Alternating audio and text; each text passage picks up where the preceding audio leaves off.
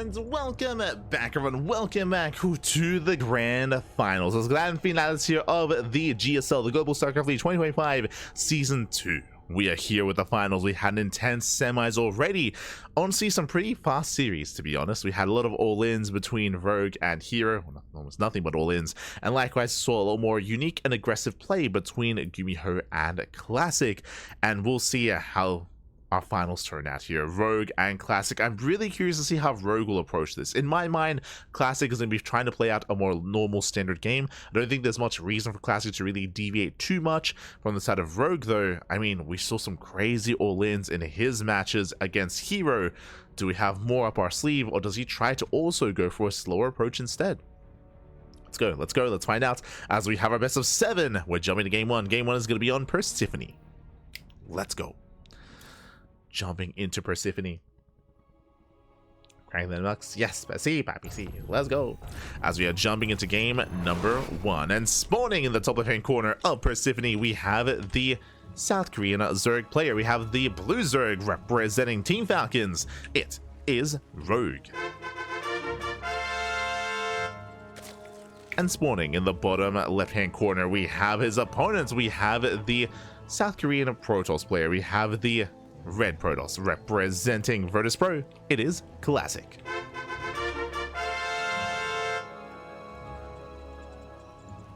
Here we go. As we are going to be settling in, we're going to be calming things down and jumping into our first game of the series.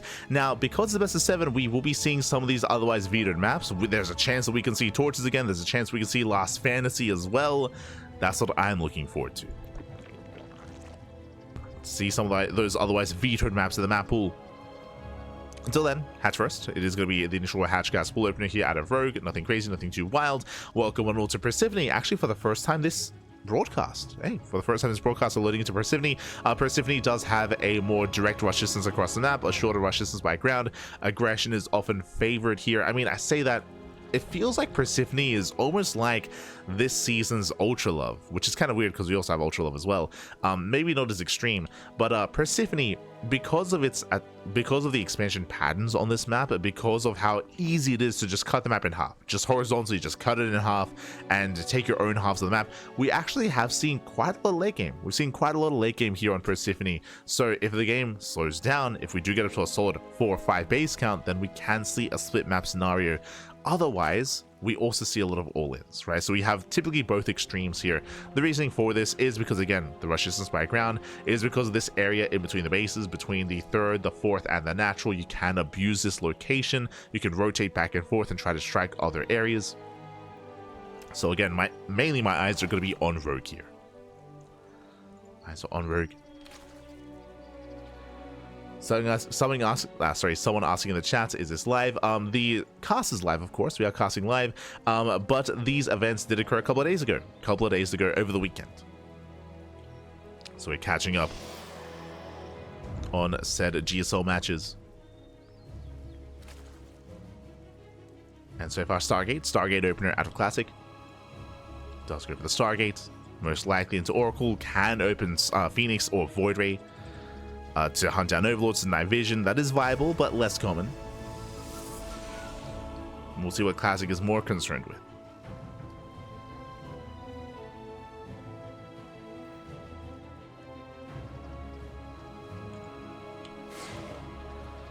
As he is zooming out across the map.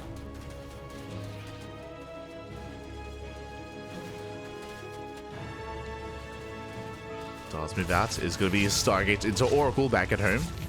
So it does open up Oracle. Adept does threaten the natural. So far, things are keeping up, and the Adept does not get anything done. Not yet. So from here, we're settling into a more standard game. Oracle into a 3rd expansion, into most likely double, even triple Oracle. Into tech. On the side of Rogue, we're looking for an early Eva Chamber. We could see early Eva Chamber into plus on melee. We could see a safety Roach Warren. Eyes appealed for that tech. Still a little bit early for that. For now, Rogue should just be keeping up the aggression. Adepta does come into the shade. Gets one. Ooh, not quite. Nice save there from Rogue. Saves the drone, saves one, but not the other, as one drone does go down. Still a better trade here for Rogue, better defense. Likewise, Oracle busts into the main. 4 drones in total. Ay, ay, ay. Yeah, the sport was a couple of seconds later. The Queen was out of position, and 6 drones go down in total. Never mind, so a much better trade for Classic. Does harass, does wreak havoc. Yes, the Oracle does sustain a lot of damage, but remember the Oracle has, or is mainly used defensively back at home to keep the third base safe against these Zerglings. So the Oracle does race back, Lings are deflected. Behind this, a fast Eva chamber out of Rogue, that's what we're waiting for. Fast Eva chamber typically leads into fast +1 melee. Not always, there are definitely some builds where you can rush into +1 range instead, but we're leaning towards melee for the time being, as is a lot more common. Yeah, there it is. Melee's on the way. Melee signifies that we do want to skip roaches and we do want to go into Ling Hydra. I say want to because if you recall, in the previous series, we did see Rogue go for a Bane Nest into a Bane Bust with +1 melee. So this can technically lead into a Bane Bust, and we could still... speaking of... speaking of... Bane Nest is going to be thrown down. Okay, interesting. Now, on the one hand, this could lead into an all-in, 100%, but this time, the tech is out in the open. Like, we're not hiding anything. The Classic, he will see, he will scout that's a Bailey Nest, and this is where mind games come to play. Before I get ahead of myself there, 3 drones do get picked up. We don't quite get another. Classic is going to be zoned away, but once again, nice damage done here from Classic. Behind this, working towards +1, blink, and a gateway explosion. Now I say mind games because again, the last time we saw Rogue go for this kind of setup, he did go for a Bane Bust, he did go for an all-in, but Classic was also watching. So the fact that we're not hiding the tech here tells us that Rogue has no intention of really hiding anything, no intention of going for an all-in. He doesn't care if Classic sees this, he's even hoping that he sees it to try to force an overreaction and force Classic to be overly defensive. But that is a lot of links. That is still 20 Zerglings on the way. And we're droning. Okay, okay. He's droning, he's taking gases. Lair is halfway done. And already Rogue's droned on more than last time. Remember, how many drones did Rogue stop at when he went for the all-in against Hero? 49. He droned up to 49, and then he just went for the all-in. Here, we're droning up to 60, and we have 6 more links on the way. So, sorry, 6 more drones on the way. So Rogue, he is saturating. He is not going for a bust. There are a decent amount of Zerglings, that is true, but for the most part, Classic is ready. Yeah, Stasis Trap has been thrown down, a cannon's on the way, Shield Battery. Ooh, this Shield Battery here at the natural tells us that he's a little bit scared. Classic is concerned. And we can see Rogue taking up even further. Second Evo Chamber, Infestation Bits on the way. This should be for Hive Tech, and Rogue may look to rush into Ultras. See where he takes us. We'll see if he goes into +2 melee. Baneling Nest is on the way. Baneling Speed is on the way. Interesting. I was going to say, depending on how many gases we take, we could try to unlock Spire Tech, but we are taking all gases. Here comes the Hive. For now, we're still assuming Lingbane into Ultra. Technically, this can lead into Lurker Tech as well, but so far there is no Hydra Den. And there's no +1 range. Yeah, +2 melee, looks like Ultras. Now, this style that Rogue is going for is something that Dark popularized a couple of years ago. I'm thinking about the map pool with Ancient Cistern. This was like maybe 2 years ago. Like, Dark was very fond of Lingbane into Ultra, specifically in this matchup. The goal here is initially you get a lot of map control with your Lingbane. Ideally, you get some damage done, which hasn't happened yet. Classic's been doing a great job at just turtling up and fortifying himself, but you want to gain map control, you want to trade, you want to do economic damage, and then hit a timing, a strong timing with Ultras. And ideally it hits, before Sky Toss. Ideally it does catch your opponent off guard so they have a low immortal count as well. Revelation's being thrown down and does not see the Hive. Does not see the Hive, but he does spot the Lingbane. Robo's on the way, and from here we should be seeing Robo production in towards Storm, in towards Immortals. There's that Ultra Cavern that we spoke about, and again, Classic, he hasn't seen the Hive, he doesn't know. If he saw the Hive, that would have screamed Ultras, but he's not fully aware yet.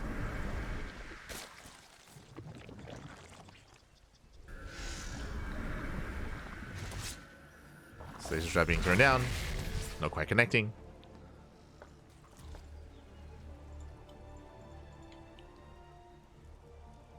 Caverns on the way. Halfway done. And Classic, do you see what I see? I see, I believe this, is that a second robo? Yeah, okay. So far, so good. Second robo. This should be for double immortal production. I'm hoping at least.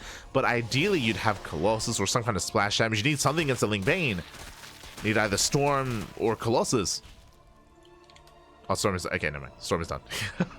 I missed that. My apologies. So yeah, Storm is done. Plus on air attack, there we go, double immortal production. This tells us that he knows. He knows what's going on. He hasn't confirmed, he hasn't seen the Hive, he hasn't seen the Ultra Cavern, but upon seeing this much Ling Bane, I mean, it has to be Ultras. So good read. Ooh, does put the drop awards. Massive Doom Drop coming in. Yeah, Doom Drop into the main base. So one drop alert goes down, he gets one, he gets two. Takes down two, and he barely does not get the third, forced to recall. Drop does come back around. At the same time, Ling Bane towards the third. Where are the Storms? Oh no! Oh, Storms do come in time. And two Banelings do make it through. No major connections. Classic loses nothing. He's forced to morph in an Archon, but no economic damage. Defends the main and defends the third. But here we go. Rogue back into the main base. There's cannons. There's cannons to buy some time. Warp-in will complete. And Classic defends. Classic, he defends. Ideally, he should be replacing those cannons just in case, as the drop lords are still alive. Still up and running. High Templar, they were no morphed in. There's no more Storm. Yeah, there's no Storms. Banelings, they roll in. And this time, damage is finally done. Getting up to, seven. 7 probe kills. At the same time, Classic, he does just send everything across the map. Here come the Ultras. They come in for the surround. High Templar, they're locked in. Yeah, they're locked in. They're locked down. Storms are solid, but the High Templar force them morph into Archons, and the Ultras, they shut this down. They shut down the army. Again, that Ultra timing working out well. And Classic, he should not have pushed. He just gets swallowed up by the Ultras. Rogue was ready in time, and Classic, he will lose everything. He'll lose the High Templar, the Immortals. Again, Classic, he just got too excited. Again, his win condition was just defend. Just defend and turtle up. Until he had enough Immortals. But he did push. He, again, just misjudged. He misjudged the game state. Wasn't aware of the timing. And with that, Classic should lose everything here. I say that. Oh, he's defending. Shuts down the Ultra. Defending against the Ultra. Oh, another High Templar goes down. Classic, he's holding. He's surviving. But again, those are expensive losses. It takes a long time to rebuild all those Immortals. Rebuild Immortals, High Templar. Rogue is already remaxing. Rogue has momentum. So Rogue doesn't kill Classic, but Rogue has a lead. Does have a lead. Does have map control, going for another link drop into the main.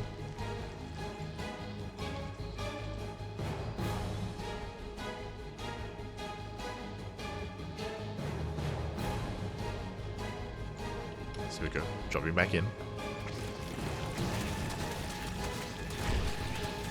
Does drop back into the main. Going for the upgrades, going for the tech. Plus 3 is... Oh, can he get it? Barely not. Plus 3 does survive. On 15 HP. Bathing Marmite comes in. I mean, Classic has been reacting well for himself, but ooh. Still 13 probe kills. And it's being pulled apart. It's being pulled apart. Bases are denied. Mineral line goes down. And all that Rogue has to do is just build up, max out on Ultras, and then push. I mean, technically, he doesn't even have to push. He could just contain, but finding damage regardless. Catches out more Stalkers. Dropping back into the main base once again. Yo, ¿qué tal? ¿Cómo estás? Este Light SKR. Bienvenidos. As plus 3 did finish, but the Forge, both Forges go down. Denies plus 3 shields. Denies shield upgrade. We have attempted Sky Toss, but only one Tempest in production. Classic needs more time. Now there is a world, there is a chance where Classic defends on 4 bases, maxes out on Sky Toss, and then gets a 5th. There is a chance for that to happen. So Rogue, he does have to be careful. As he's throwing away some Zerglings. Greater Spires on the way. Like, thankfully, Rogue, he's still taking. Like, he's still taking up, investing into the Greater Spire, investing into 3/3 upgrades, getting the gold base as well. He's not resting on his laurels. Infestors are amassing. Working towards Neural. Neural is done. Neural is complete. Tempests are revealed. That's a lot of Immortals. How many Ultras? 8.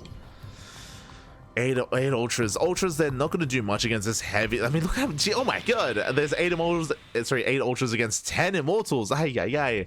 What this comes down to, though, Neurals. Like, Fungals and Neurals here. You can Neural most of those Immortals. Turn them on a Classic.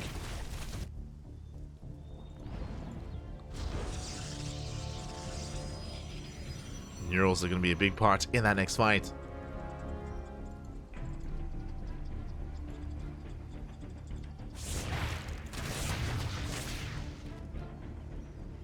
As Classic is maxed. He's maxed out.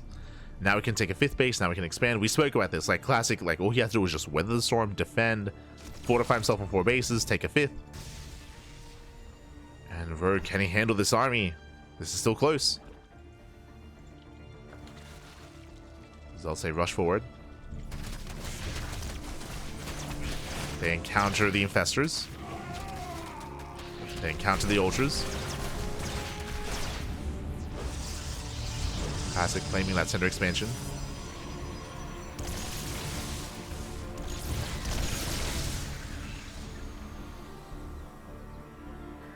As we build up to 5 Tempest. And I think there's no anti-air, correct? Yeah, 0 Corruptors. 0 Corruptors. He's got 0 upgrades. The Spire upgrades are delayed. He did prioritize the Greater Spire instead of +1. This expansion goes down. Nice spending run by. Gets 11 probes. But Classic can still win the game with this army. Like, he can just snowball out of control. Ultra's looking to collapse in. Diving in the army. There's Cloak. Cloak is activated. Again, Rogue has to be patient. Has to just calm down. And take the best fight he can. Nidus into the main. Classic, he does try to respond. He's got 1 Zell to warp in.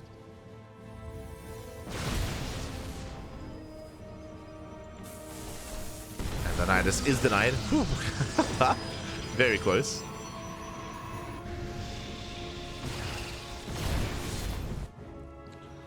And slowly Rogue is catching up in upgrades. We are missing the second upgrade on the Spire.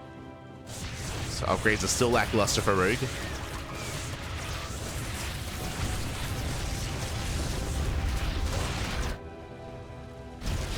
Nidus into the main. And again, Rogue's doing the correct move here. Like, he cannot fight head-on. Like, he cannot fight this army right now. It's no shot. He will lose. So instead, going for run-bys, counterattacks, Nidus into the main. Just picking away at the fringe areas here, the fringe bases of Classic, while he focuses on upgrades. And that's something that's not really happening. That's a little bit concerning to me, is the lack of Corruptor upgrades. There we go. Now getting to 2-1. But these upgrades are late.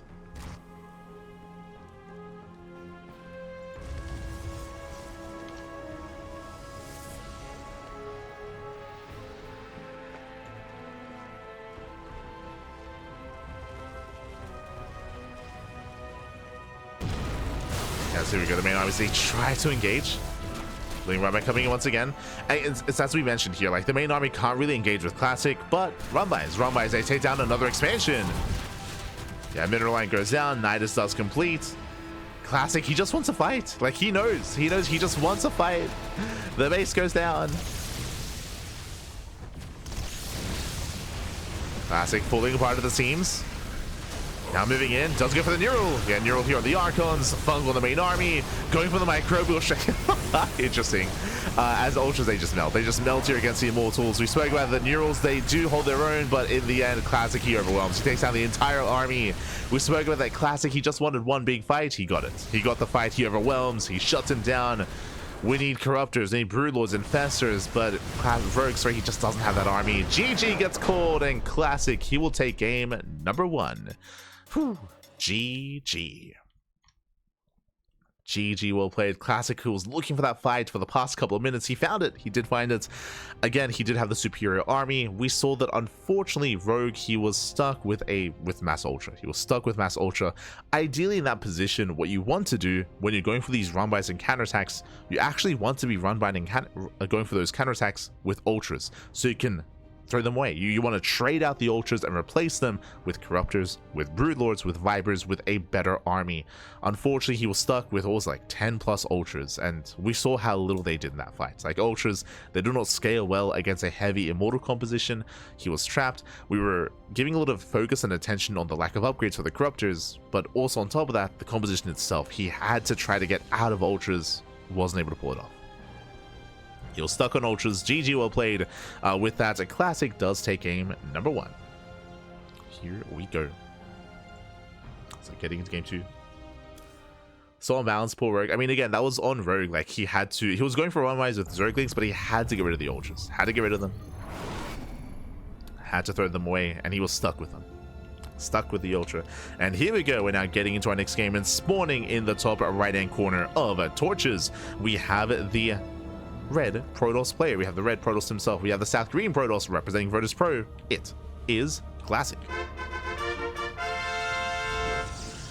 And spawning in the bottom right hand corner, we have his opponent. He's doing it again. We saw this against Hero. We have the South Green Zerg player. We have the blue Zerg representing Team Falcons. It is Rogue. Here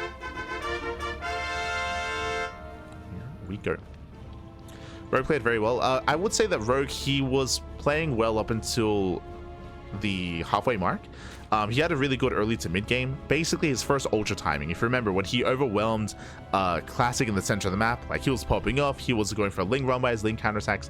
That was all nice and well, nice and good, but it's always important to remember, again, the failing there of Rogue was that he didn't tech up. He didn't respect the Skytos army that was amassing, the Immortal army that was amassing. Oh, and I'm loving this here from Rogue. Rogue with the fake out. So a couple of things. If you were here for the Hero series, Rogue, he mined through the center of the map and he went for the proxy, and you can see Classic is checking. Yeah, he's looking for the proxy. It was a fake out, instead going for the other gold base on the left hand side. And Classic, he responds to the cannon rush. Ooh, overreaction. Overreaction by Classic here. Very nice mind games out of Rogue. Rogue, he fakes out the same all in he did against Hero, when really it's a different kind of all in. Oof. So Classic, he does fumble here in the early game. And again, this is just a really good way to take advantage of the broadcast of the day of StarCraft. Remember, the mind games here are not coming from this series, they're coming from the previous series against Hero. So really nice moves here by Rogue.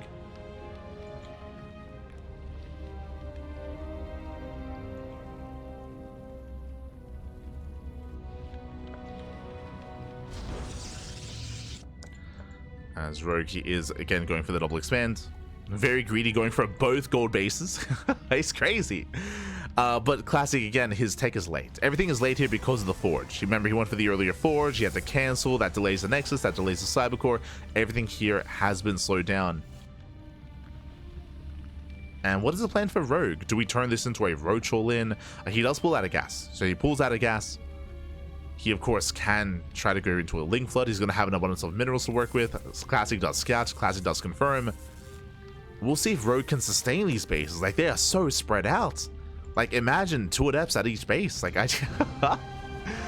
on the one hand, I love that Rogue is doing something crazy. On the other hand, can he get away with it? Because here come the adepts. I say that, here come the Zerglings.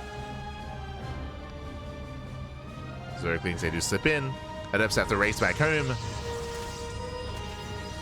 Likewise, we're lacking SimCity here. Classic, he needs some mine. Needs those minerals. And yo, hermoso, papi. ¿Qué tal? ¿Cómo estás? Papi. ¿Qué tal? ¿Cómo estás? Enki. Hope you had a great stream earlier. Hope you had a good cast. Bienvenidos, papi. Bienvenidos.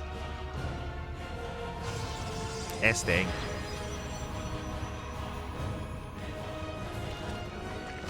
Spores are on the way. Rogue's still droning, still saturating. Lings are getting in position. And again, the pressure is on. Watch this thing goes. Gracias, man. Shout out to Enki, of course. Enki, our lovely Spanish caster, did, I believe, already cover the GSL in Spanish. But thank you. As from here, Rogue just shedding out those tumors. We do see a Classic trying to find a way in, trying to find a way to punish. Rogue going to +1 melee. I would imagine setting up another Bane Bust. I would imagine that's the plan here, the goal for Rogue. As melee is going to be on the horizon. Classic still looking for a way in.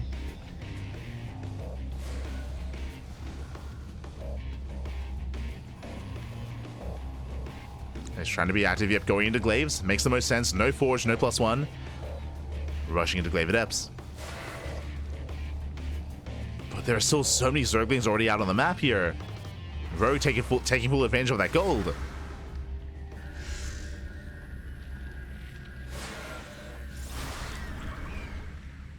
Let's take advantage. Shades towards the main. Interesting setting up stasis traps of all things. They're getting baited out. And Rogue commits. Heading towards the Adepts. A couple of drones are going down, but remember, we have 2 gold bases. Losing 2 drones means nothing. Rogue can't sustain those losses. Sorry, Rogue can't sustain those losses. Losing only 2 workers. And from here, we're going for the Bane Bust. Yeah, we're just rushing into the Bane Bust. Roki's going all in. And the problem here is that Classic is being aggressive against a player that's also being aggressive as well. Like, we're going for a massive Glaive Adepts. Classic, he cannot move out. If he does, he's going to get surrounded. And here come the Banelings. 6 Banelings morphing in. And this is going to be a tough hold. Remember, 0 shield batteries, no sentries, no force fields. Just purely Glaive Adept. Classic is not really concerned with what Rogue is doing. He just wants to punish. But it's too late. It does feel too late for this. Shades across the map. Rogue ready for this round. Collapsing on the army. And he will shut this down. Here the Oracles do what they can. Massive connections. Bailey's they crash in. They shut down the Adepts. And Classic will lose everything. All the Adepts go down. Classic stuck on 2 bases. I mean, Adepts, they don't really scale well into a longer game. The best he can hope for here is a 2 base all in. It's the best he can hope for. It's Rogue working towards the lair. Roach Horn's on the way. He's now aware of Glaives. Heading into Roach production. We'll need some gases.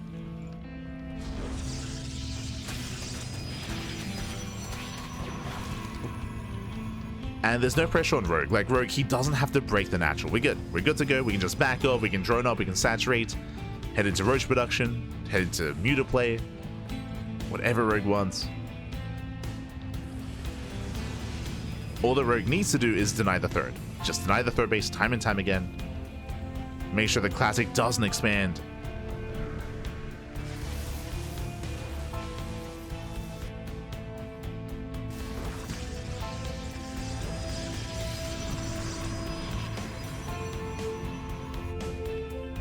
He does abandon the gold. Does abandon. Roaches are building up. At the same time, full wall here at the natural. Classic is secure.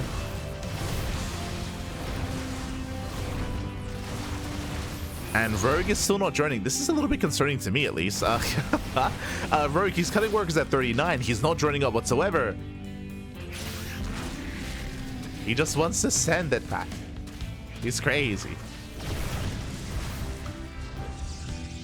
Now, because Rogue is intentionally staying on a low drone count, this is giving Classic a chance. Like, Classic, he can maintain himself. He has a comparable economy. Rogue still has a superior economy with the gold base, don't get me wrong. But the lead isn't as large as it once was. Now, thankfully, Rogue is taking into Roaches. He will have an army against this, but this is getting close. It's getting close, getting clutch. Overlord goes down. Classic, he secures his third base. If you recall, this was a win condition for Rogue to deny the third. He didn't. Did not deny the expansion. Classic rotating over towards the other gold. So let's rotate. Lings are coming from behind. Nice force fields. It zones away the Zerglings.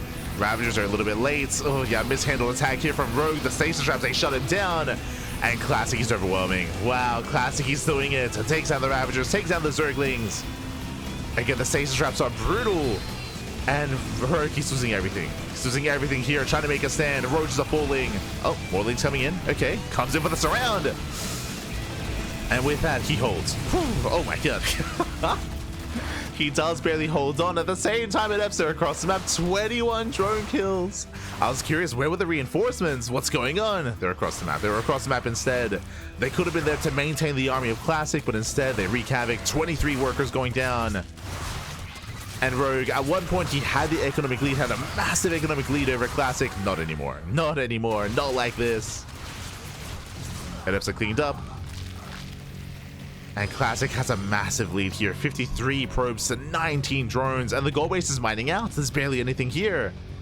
Barely anything left. And this is reminding me of that last game where Rogue, he had a stronger start. He had a stronger early and mid game. But as the game progressed, again, I was shocked to see that Rogue wasn't droning. Like, he didn't drone, he didn't saturate. He himself forced himself all in.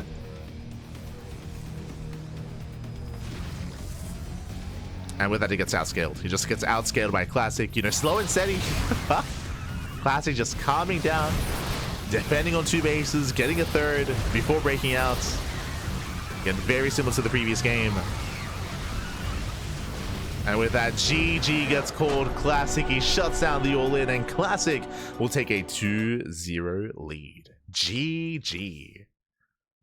That was crazy. GG, well played. Once again, Rogue, he popped off. He was able to get both gold bases. He was able to mass up Ling Bane. He shot down and punished the Glaive Eps. It was good, it was solid. And what did he do after that? He got a Roach Warren, and he didn't drone. He did not drone. He did not take an economic lead. Remember, he was containing his opponent to 2 bases. There was no need to invest into more Zerglings or more Roaches at the time. What was needed there was to focus on the economy, to take advantage of the map control, and to then overwhelm and to outscale the Protoss.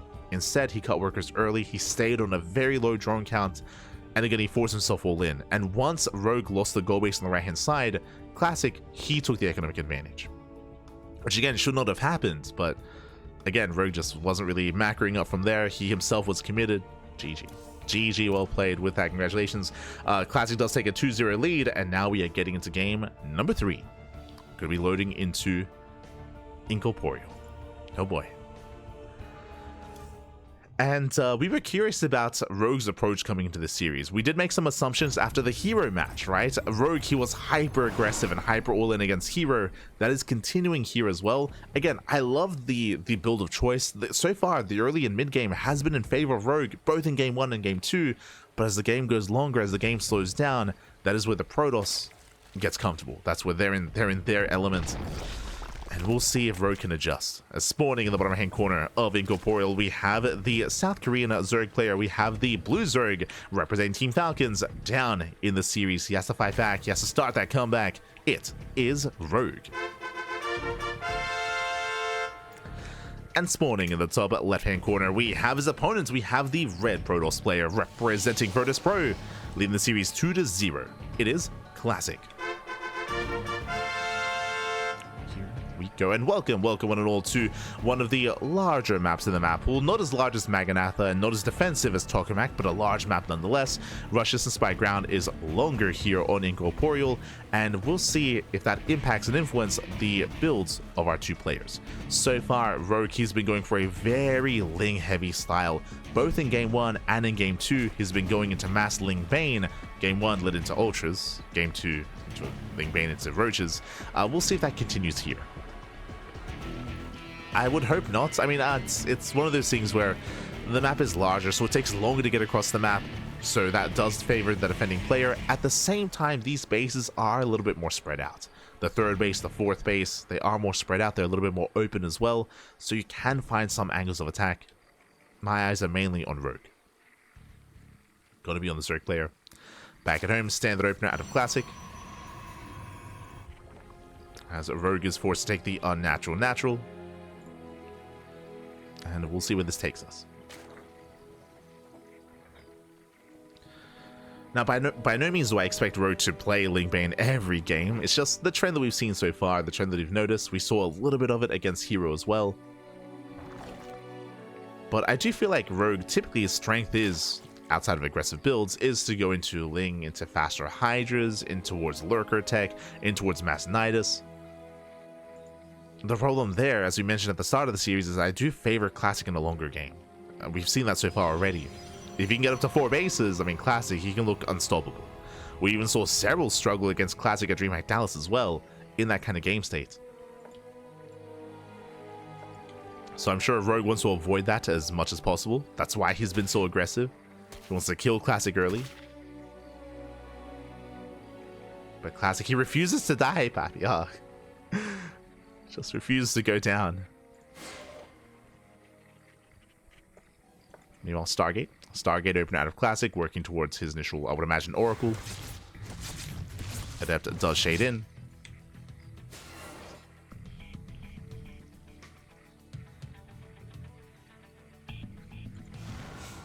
Oh god. As you mess with the Classic, you get the chin, Pappy. Oh no. Not like this. As for now, going to be settling in. We do have a Link Scout into the main. Is going to be the initial Stargate opener into Oracle. Gets spotted, gets confirmed. Rogue is at least aware of what's coming his way. As we settle into our game.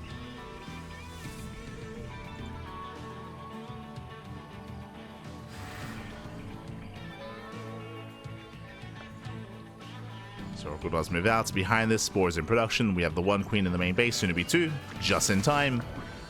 And Rogue, he shouldn't sustain many losses here. He should be able to hold his own. Once again, fast Evo Chamber. Once again, +1 melee. Oh boy. So every game... Oh my god, as Classic overextends. Massive loss. Classic slipping up here. Again, he was inattentive. He was focusing elsewhere. Was distracted. And with that, Rogue kicks things off with a lead. So stronger start for Rogue. Classic, he did see the hidden tech. He did spot the Evo Chamber, so he's somewhat aware of what's going on. Once again, 3 games in a row, fast +1 melee. Every game so far. Now, typically, +1 melee leads into Ling Hydra. Typically, this means we want to skip Roaches, and that has been the case so far, but every game in this series, Rogue has been going into Ling Bane, into some Ling Bane heavy aggression. So we'll see if he does get the Bailey Nest once again. Now without that Oracle, that does mean that Classic's bases are more exposed. It means now there's less scatting information or scatting potential. Just a really rough start here for Classic. And there it is once again, Bailey Nest hidden behind the main. We're going for the bust. We're going for the bust. Every game so far without fail, Ling Bane out of Rogue. Oracle is denied. No, another Oracle goes down. And what's terrifying about what's happening here is that Oracles, they're not just built for scouting, they're built for defense. If they were up against a Ling Bane or Lin, then they can focus on Lings, focus on Banelings. Oracles are amazing defensively against Ling Bane. But now there's only one. Now there's only one Oracle left. And Classic going into +1 and Blink is going to be vulnerable, is going to be exposed. Classic is in trouble. He's in danger and he doesn't know it. Lings get the surround. I'd say do shade in towards the natural. They don't commit. And Classic is not ready. He's not ready here. Massing up more Zerglings. We have another Gas Geyser on the way. Rogue is on 51 drones. And he should not... Yeah, he should not drone. He should not drone any further from here. 18 more Zerglings going for the bust. And here comes the all-in. Here come the Banelings. 12 Banelings on the way. And Classic, he sees nothing. He knows nothing. His natural's exposed. He's getting 1 cannon. He has 1 shield battery. He's not ready for an all-in. He expects nothing. No stasis traps either. We need some kind of defensive setup here. And here comes the bust. Headed towards the 3rd. Storm is not ready.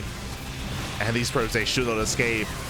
Trying to recall back. The Banelings do get choked up. Oh god, no! He recalls on top of the army. Yeah, and with that, the middle line goes down. Lings overwhelmed. They take down 19 probes, 19 workers. They collapse on the Stalkers as well.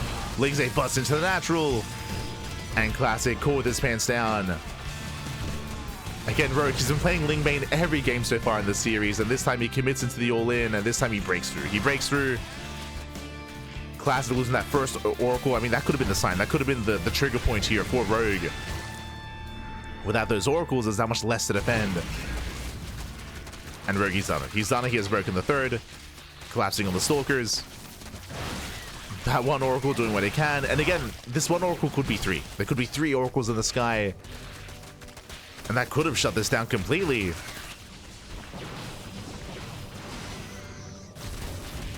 Or at least scouted. I mean, that... Hi. As with that, the third has been broken, and with that, Rogue, he is doing what? Droning. Something that he failed to do last game after he took a lead was to drone and to saturate. This time, he's droning up. Let's go. He's droning up. He's taking as well. Plus on range on the way. Hydrogen's on the way as well. This time, Rogue, he is playing secure. Just in case Classic were to retake the base, Rogue, he's going to be ready for it. Rogue, he's droning up, and he's taking up as well. Ensuring that he does not lose his lead this time.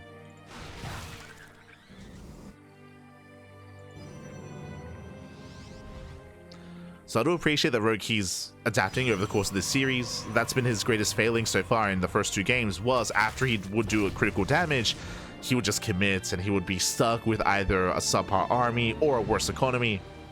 And eventually Classic would recover. But not this time. And this time droning up to 71. Hydras are building up. From here we can see an infestation bit into Hive Tech. We can take another expansion, drone up a little bit further.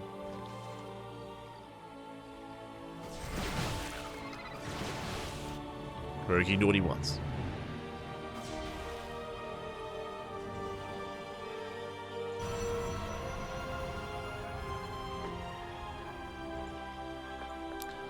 Do what he wants from here. Now he's choosing to go for his own timing attack. He's waiting for his upgrades. +1. We have Hydra speed on the way. He's massing up Hydras. Rogue, he's choosing not to drone and choosing not to take up into Hive. But in this kind of game set, I think it's okay. It's okay. He's going for the kill. There are some Hive Templar. There are some Storms. Uh-oh. So there is potential for a defense here, but again, there's only 4 Storms. Storms are good. They're not that good, as we have a Swarm coming.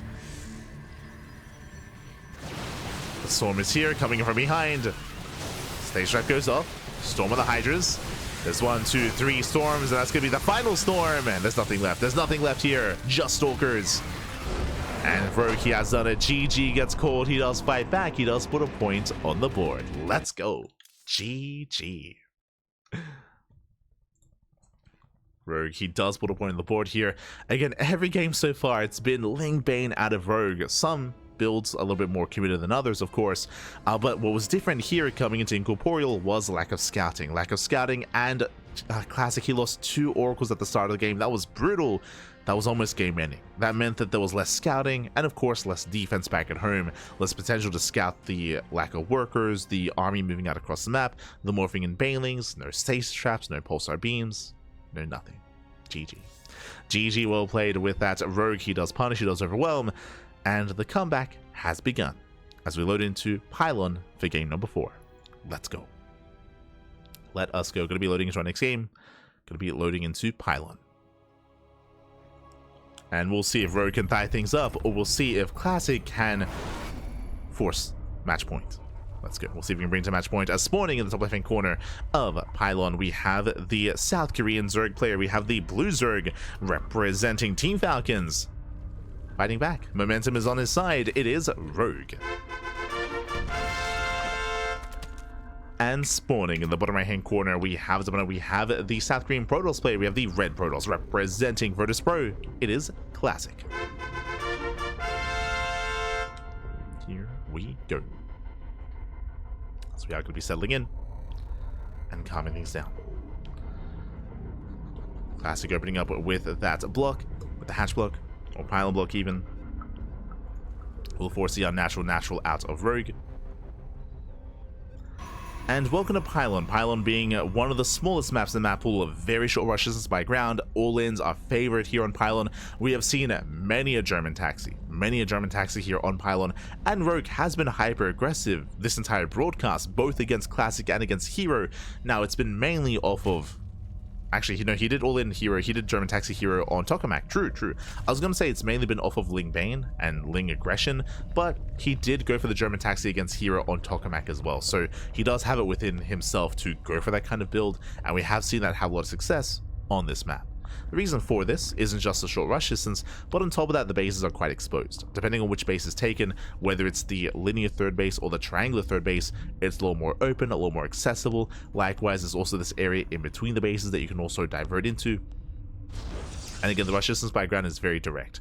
Unlike on other maps, there's no ramp, right? There's no ramp here protecting this triangular third base. Likewise, the ramp here on the left-hand side, I mean, there's multiple entrances. Towards the left, towards the center, and towards the right-hand side as well. So we'll see how aggressive our players plan on being. I'm leaning towards Rogue with something Roach heavy, but we'll see. Shall see. I know that Rogue has been going +1 melee every game so far in the series, but I would imagine he's going to calm down on that at this point. But I could just do it again. We can just go for another Bane bust. True. Just send it. Meanwhile, Stargate open out of Classic. I don't really expect Classic to deviate too much. Like, every game, Stargate opener into a third base. Into Blink. Is what we expect. No one expects +1 Ling Bane 3 times in a row. True, true. I mean, this will be 4 times in a row. Like, like, bro, he's done it 3 games already. Time to do it 4 games. Gibbs.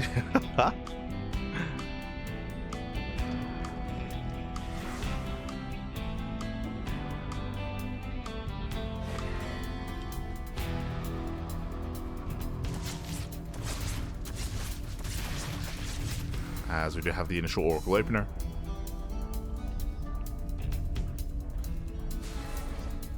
Adapter does threaten a shade.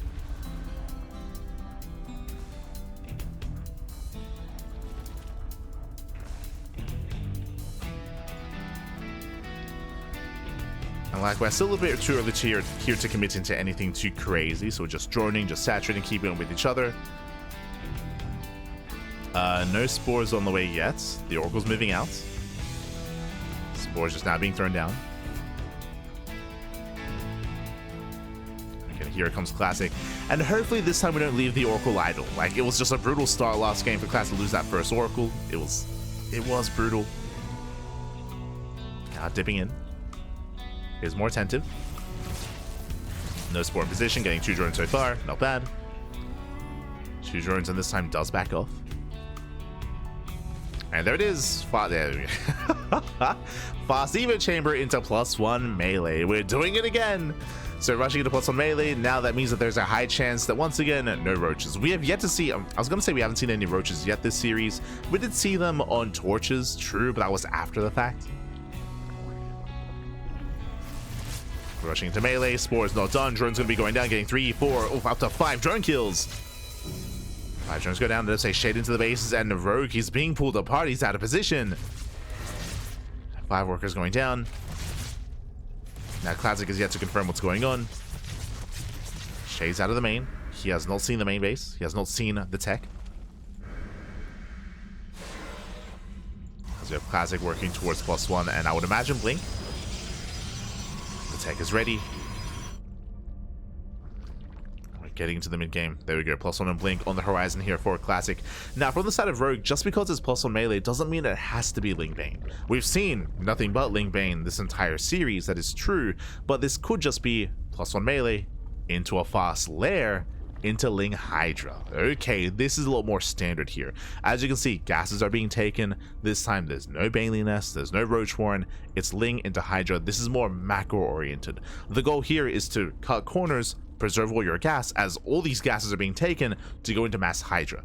Now this can turn into a 3-base all-in with a Hydra timing, or we can tech even further into Lurkers. So Rogue has options. Now, technically, this could be Muta, this could be Aspire, but that is so risky to pull off without roaches. So we're just expecting Hydras here. Let F8 bust into the natural. Lings are ready, Lings will shut this down. Despite that, 4 drones do fall. Checking the vision, we haven't seen much yet. The lair was spotted. Classic should be aware. He should know. Now, in Classic's mind, upon seeing the lair timing, he knows it's either... I mean, there's three possibilities. It could be fast Hydras, which is what it is. It could be a fast Spire, or it could be technically Infestation Bit into Swarm Host. So Classic has to piece it all together. Oh no! Ooh, Link's ready to flood in. Classic out of position. Not a whole position here. The wall is open. Hero! Not like this, as probes are going to be going down, and this should not have happened. Yeah, Link's a bust in. Hero, you're out of the tournament. What are you doing? What are you... Aye. As Link's a pick off a couple of probes, a couple of stalkers as well. Nothing major, but he does cause chaos, does wreak havoc. Does force Classic back home. Does force him back. Storm is on the way. Hydras are amassing. Classic, he has yet to determine exactly what's going on. As we mentioned, there could be Mutas, could be Spire.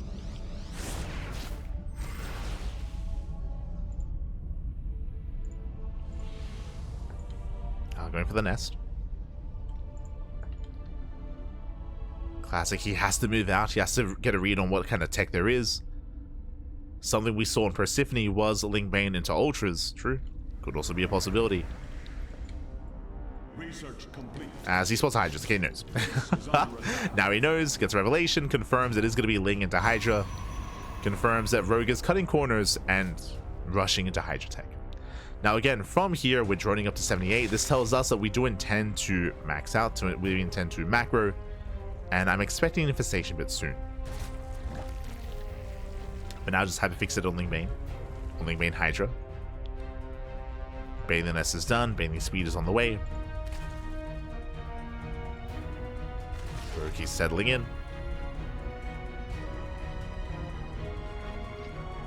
Now, the strength of Ling Hydra really does come pre-Storm, right? Like, before Storm comes into play, before any kind of major splash damage, this army can overwhelm. I say that, Storm is done, right? Storm is complete here for Classic. He has some High Templar, but the army's still quite small. Like, there's still a window in time where Rogue can pop up, and do you see what I see? I see more Zerglings on the way, and I still don't see any tech. There's no pit, there's no lurker den, there's nothing else here. This is looking very dedicated on lair tech. Very dedicated. And Rogue, he will soon just commit. He will soon just rally everything across the map. And Classic, he should not be active here. Yeah, Rogue is going all in. He's going all in instead. It's going to be a lair-based all in. No hive, no lurker den, no further upgrades, no further tech. It's just pure Ling Bane Hydra.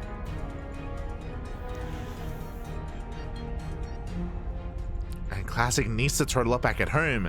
We have some stasis traps, but we don't really have enough to defend. Not at the third, not at the fourth. And again, Classic, he should not be active on the map. Not like this. He gets spotted. Oh. Sammy gets spotted. Rogue, he responds. And again, Rogue, he's maxed. He's maxing out here. On Ling Bane Hydra. Bailey's rolling in. Third base is exposed. Classic, he does not turn around. Oh! And Bailey's a bust in. Yeah, probe's gonna be going down. Brutal connections. 7 probe kills. Classic, he just commits across the map instead. And he's gonna run into a wall of Ling Bane. And Classic, he will lose his 4th. Does go for the hatchery. Storms, they try to zone. Yeah, Rogue forcing out so many storms already. And Classic, he doesn't really achieve much with this. Sure, he killed an expansion, but there's plenty where that came from. There's plenty of bases, plenty of expansions. And Rogue is still all in. Still committing.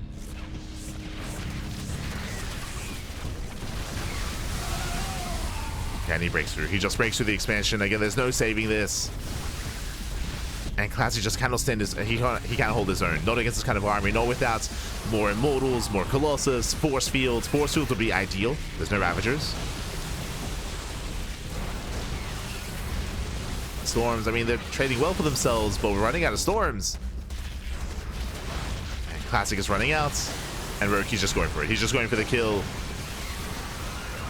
Sounds right, the Bailing's in. Not the best connections, but oh god. High Templar, they take a Bailing to the face. And now there's 3 left. There's 3 left. Down to 3. Down to 2. Down to none. The High Templar are going to be going down. And Rogue is done. He has broken Classic. Again, Classic with the mystery, didn't realize how committed Rogue was. GG gets called, and Rogue, he will take a 2-0, or he will take a game. He will tie things up 2-2. GG. Whew. GG, well played, Rogue. He does tie things up. Again, Rogue, he did go for a massive lair-based all-in.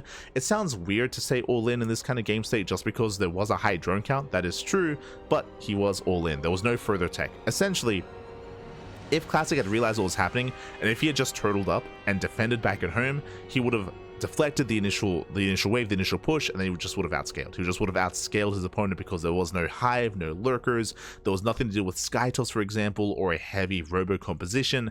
If Classic was more defensive, would have been more successful, but he didn't realize what was happening, and he pushed out. He moved out across the map, and that's exactly what Rogue wanted. He wanted Classic to be active on the map instead, and he lost everything. Lost everything as a result. GG, well played. With that, we're tied up. We're going to game 5. We're going to game 5 here, going into our, in a sense, tiebreaker match to determine who will take a lead in this series. Let's go. And spawning in the bottom left-hand corner of Leylines, we have the South Korean Zerg player. We have the Blue Zerg representing Team Falcons. Tying things up 2-2, bringing us back from the brink, and momentum is still in his favor. It is Rogue. And spawning in the top right-hand corner, we have his opponent. We have the Red Protoss player, the Red Protoss player himself, representing Twisted Minds. Oh, sorry, representing Virtus Pro. My apologies. It is Classic. No longer Twisted Minds. Here we go. And it shows just how important, how imperative scouting is here. And Classic, he's been taking a lot for granted, to be honest. Like, he's been having some later scouts, some later realizations on what's been happening. He has been playing blind more often than not.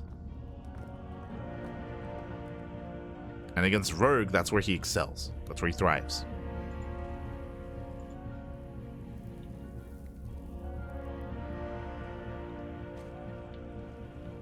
So we'll see if Classic can tighten things up.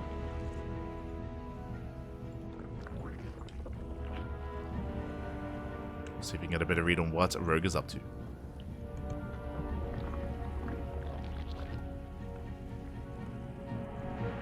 Four times is he coming. 3 times is the sweet spot. Ah, Rogue begs to differ. Do we open up plus on melee again?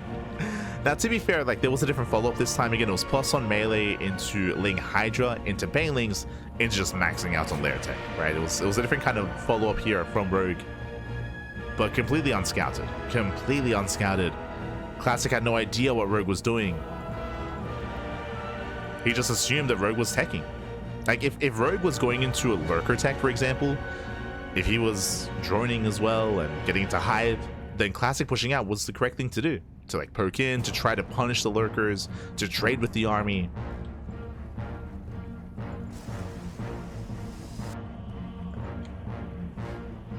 Wasn't expecting a sea of Ling Bane. The Swarm. And we'll see if Classic is going to be more attentive to his scouting. Now going for a Stargate opener into Oracles. And Classic, he needs to be more active than he has been against Rogue. And even Hero struggled, right? Like, Hero, he also had a hard time at reading what Rogue was up to.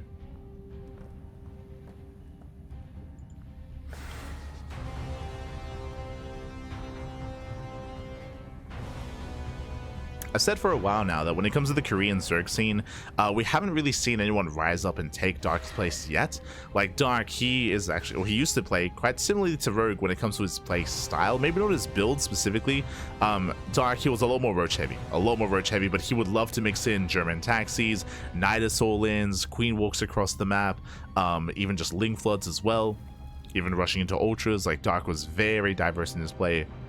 I would say still more diverse than what Rogue has shown so far. Like, Rogue has been, I mean, he's been avoiding roaches like the entire series, but despite that, has been very difficult to read. Like, that, I will say, is kind of in line with how Dark used to approach things, which is really cool to see.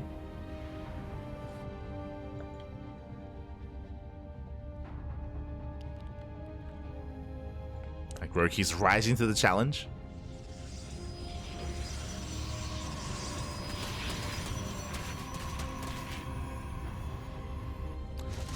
As the Oracle does sit fast. So far, Queens are keeping up. They zone the Oracle away. They zone him back. Yo, meanwhile, big shout to Delphus in the chat.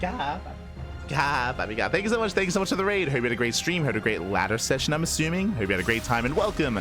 Welcome to our coverage of GSL. GSL Season 2. We're here in the finals at Best of 7. Best of 7 grand finals here between Classic and Rogue. We're mid-series. Once again, fast Evo Chamber. Once again, +1 melee. +1 melee out of Rogue. Now, based on what we saw last time, this doesn't have to be for a Ling Bane or Lin. This can lead into, of course, a heavy Ling count into Ultras, into Hydras. Oracle does confirm. So this time Classic, he's aware of the opener. He's aware of the tech. Ooh, this time safety Roach Warren. Okay.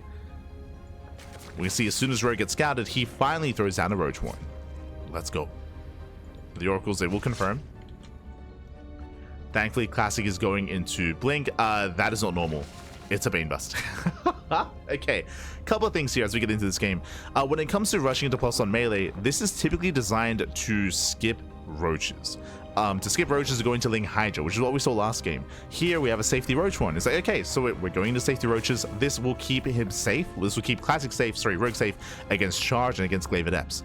What do we see? Baneling Nest. Usually it's one or the other, it's never both. So this is hidden, which means Rogue is going for an all-in, he's going for a Bane Bust. He's going for the Bane Bust here, as there's no other reason to have a Baneling Nest in this position, unless we're busting, unless we're going all-in. So Rogue, he's doing it again. But this time it's hidden, right? This time it is hidden quite well, hidden quite nicely. Basically the Roach Warren is a fake out. It's a fake Roach Warren. And Classic back at home is working towards Storm. +1 and Blink. He is being somewhat active with the Oracles, but he has yet to confirm the all-in. Once he does, he can throw down a wall of shield batteries. But Classic, he has to confirm. Here come the Banelings. Yeah, 18 Banelings morphing in. That's a lot of Banelings. And again, Rogue cuts workers at 58. 58. Cuts workers under 3-base saturation. The Lings that kept back at home, the revealed Lings, and here comes the bust. Bust is rolling in. Storm is not ready. Yeah, Storm is just barely not done. Lings, they collapse on the Stalkers. Blink isn't done either. Oh no! And Rogues, they barely do get away. Just barely. Whew. So nice save. Nice reaction here from Classic, but the base should still go down. I say that Oracles, they race back home. And the army is broken. But so far, the wall is solid. The natural is safe. And Classic, can he hold, can he survive here? And the Oracles, they're putting in a lot of work. They shut down the Zerglings, and Classic holds. Whew. Now, he did lose a lot. He lost 2 Archons, 5 Stalkers, 3 Adepts, but he does save the base. And Rogue, he's still rallying. He's still rallying across the map. There we go. Now we have 10 drones in production. +1 range is on the way. Ooh, Rogue, he's transitioning out of this. And this had to end the game. This had to kill Classic. Classic is not dead. He's not dead. He's throwing down more stack defense, more cannons, shield batteries. Classic is holding. Classic, he is holding on. He's surviving. He saved enough probes. Oh. And all these Zerglings could have been drones. These could have been workers. This could have been further tech, getting into the Hydra Den, getting into another expansion. Faster even. And Rogue is falling behind.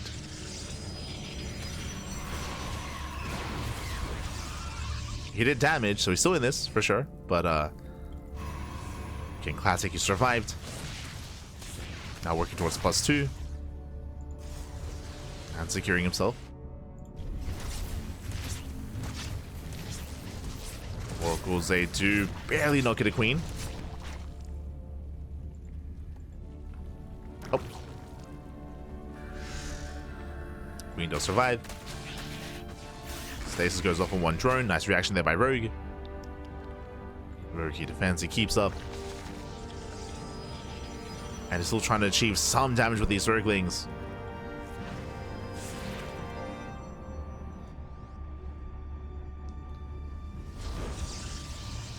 And again, Classic doing what he does best. He shouldn't push. Like Classic, he should not move out. It's all about defending. Defending, securing himself. For all he knows, it could be another all-in coming. He has to respect the army here of Rogue. And we can see the Rogue, he's still not fully droning up. This is actually looking quite similar to last game. Looking similar to the game that we had on Pylon, where Rogue, he's on lair tech, but he's focusing on purely Ling Bane Hydra. Revelation does get eyes on the lair. No Hive. No Hive. More Hydras amassing. And Rogue is maxing out. He is maxing out. This is the same kind of style that we saw out of Rogue on Pylon. He's going for a lair all in. Oh, never mind. He's taking up. He's transitioning. Okay, here we go. We have the infestation, but we have 8 drones on the way. He's building up towards a longer game. Thank God. So Rogue, he does pivot away from the all-in. Now he's taking. Now this tech is late. I will say that. Late infestation bit, late droning, but he is still pulling it off. Like, he's still at least droning up. He's still taking. And his goal here should be lurkers and hive tech. Now, what I will say, because Rogue, because he fixated on building up this army, and because he made so much Ling Bane Hydra, it does mean that Rogue is in a worse position. It means that, again, his tech is late, his upgrade is going to be late. He is stuck with this army. And Classic is building up a more efficient force. And in the end, investing into this army didn't really do anything. It really hurts Rogue more than helping. And now we have Skytos. Skytos is on the way. Classic just securing himself.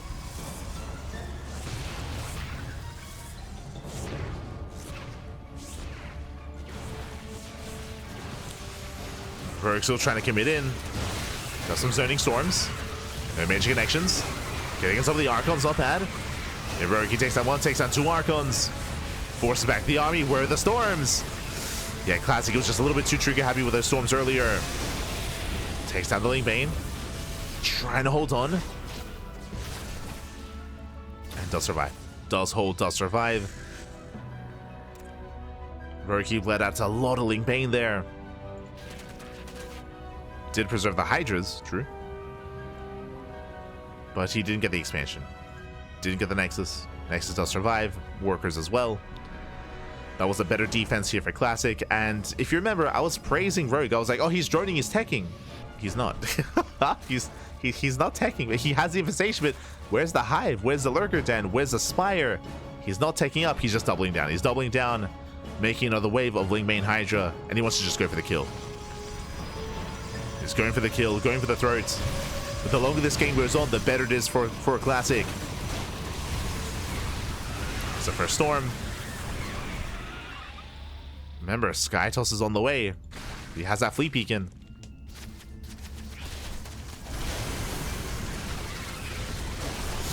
Banelings are rolling in.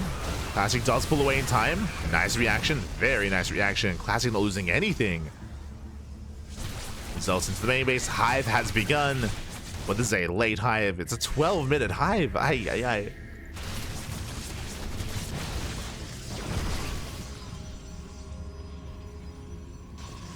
Late Hive. Still no Spire. Still no Lurker Den.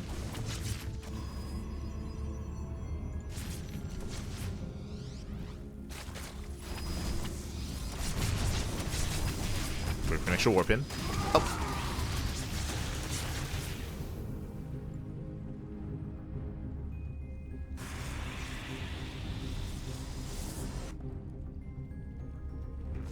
Yeah, there's still no further tech.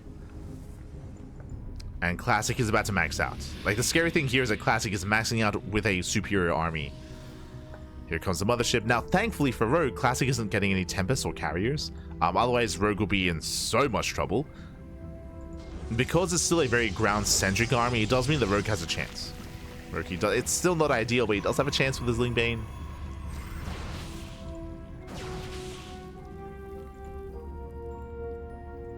Rogue could still take a fight, or at least harass and trade. But I'm still very concerned here facing up against this army without lurkers. Like, no lurkers, no ultras, no broodlords, no nothing. Going for a split push instead. Classic trying to split up. He should notice the army is missing. Some Banelings rolling in. And looks like we will deny the 5th. Yeah, 5th is cancelled. Classic out of position, did misread. And what's the answer? Spire. Okay, so we're skipping Lurkers, we're skipping Ultras, we're going straight for the Spire instead. Now, the downside here is that, like, the Spire and the Corruptors are important when it comes to dealing with Skytoss, but the ground army is also quite lacking for Rogue. He does need some ground support. If the goal for Rogue is to rush into Broodlords, like, it's a ways away. Like, he needs something here and now. That's typically why Lurkers are ideal as a more natural transition to make these Hydras more useful. To be able to have some kind of army against this. Like, this is a death bull of an army here. Like, Hydras, they melt against this so quick. Oh, no. and Classic is maxed.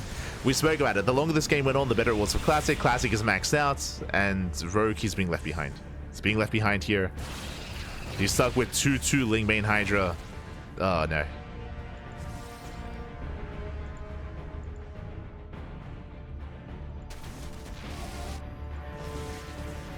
That's a lot of Archons, a lot of Immortals, a lot of Storms. And here comes Classic. We've seen this before. Lingbane trying to crash in, runs into a wall of Archons. The Lingbane does nothing. Stasis going up. Now Classic has to make sure he holds onto those Storms. Oof. Yeah, massive Storms to Lingbane. High Templar exposed. And Bailings, they are being shut down. And there's nothing left. There's nothing left here. The Lingbane just evaporates. And Classic is snowballing out of control. He supply blocks Rogue. Overlords are going down. And again, Rogue, he was just stuck on Lair Tech. He was just stuck on Lair Tech, stuck all in. We were giving praise like 5 minutes ago. It's like, oh, he's getting an infestation bit, but he never got a hive, or his hive was incredibly late, incredibly delayed, never teched into Lurkers, never teched out of this.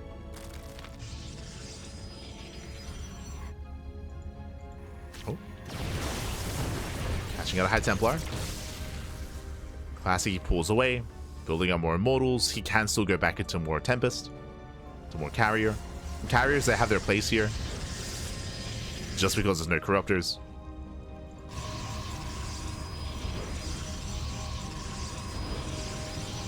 Slow and steady.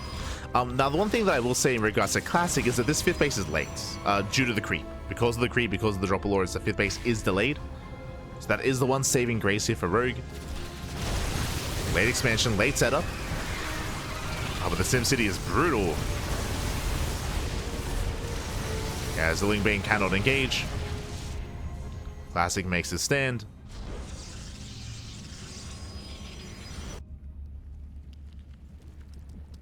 And Rogue has just been bashing his head against the brick wall that is Classic. I feel like this series Classic is doing his best Showtime impression. Yo, we were talking about, someone taking the mantle of Dark, in his absence, in his retirement. Yo, has Classic picked up the shield? Do we finally have someone worthy? Can he lift the shield of Ire, Papi? Oh my god.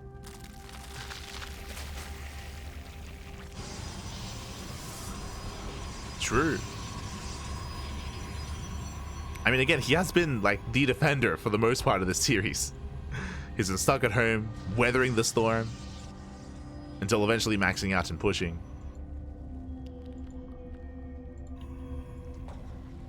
Stats, is that you? Is that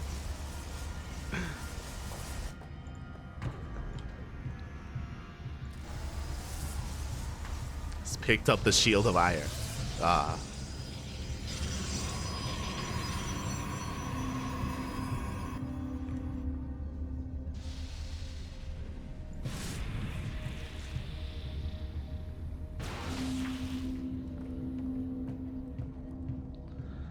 As Rogue, he still hasn't teched, right? He still doesn't really have anything else behind this. Both armies are maxing out, but the soup does lie. We didn't get to say that earlier, but yes, the soup does lie. One army supply is greater than the other, even if both armies are maxed. The quality is just in favor of Classic. Now, if Rogue can get a surround, true, like if he can somehow surround this army, come in from behind, and collapse on top of the High Templar, then there's a chance. There's a chance here for Rogue. But that would be his only way to engage here, and this position is brutal. Just one choke point.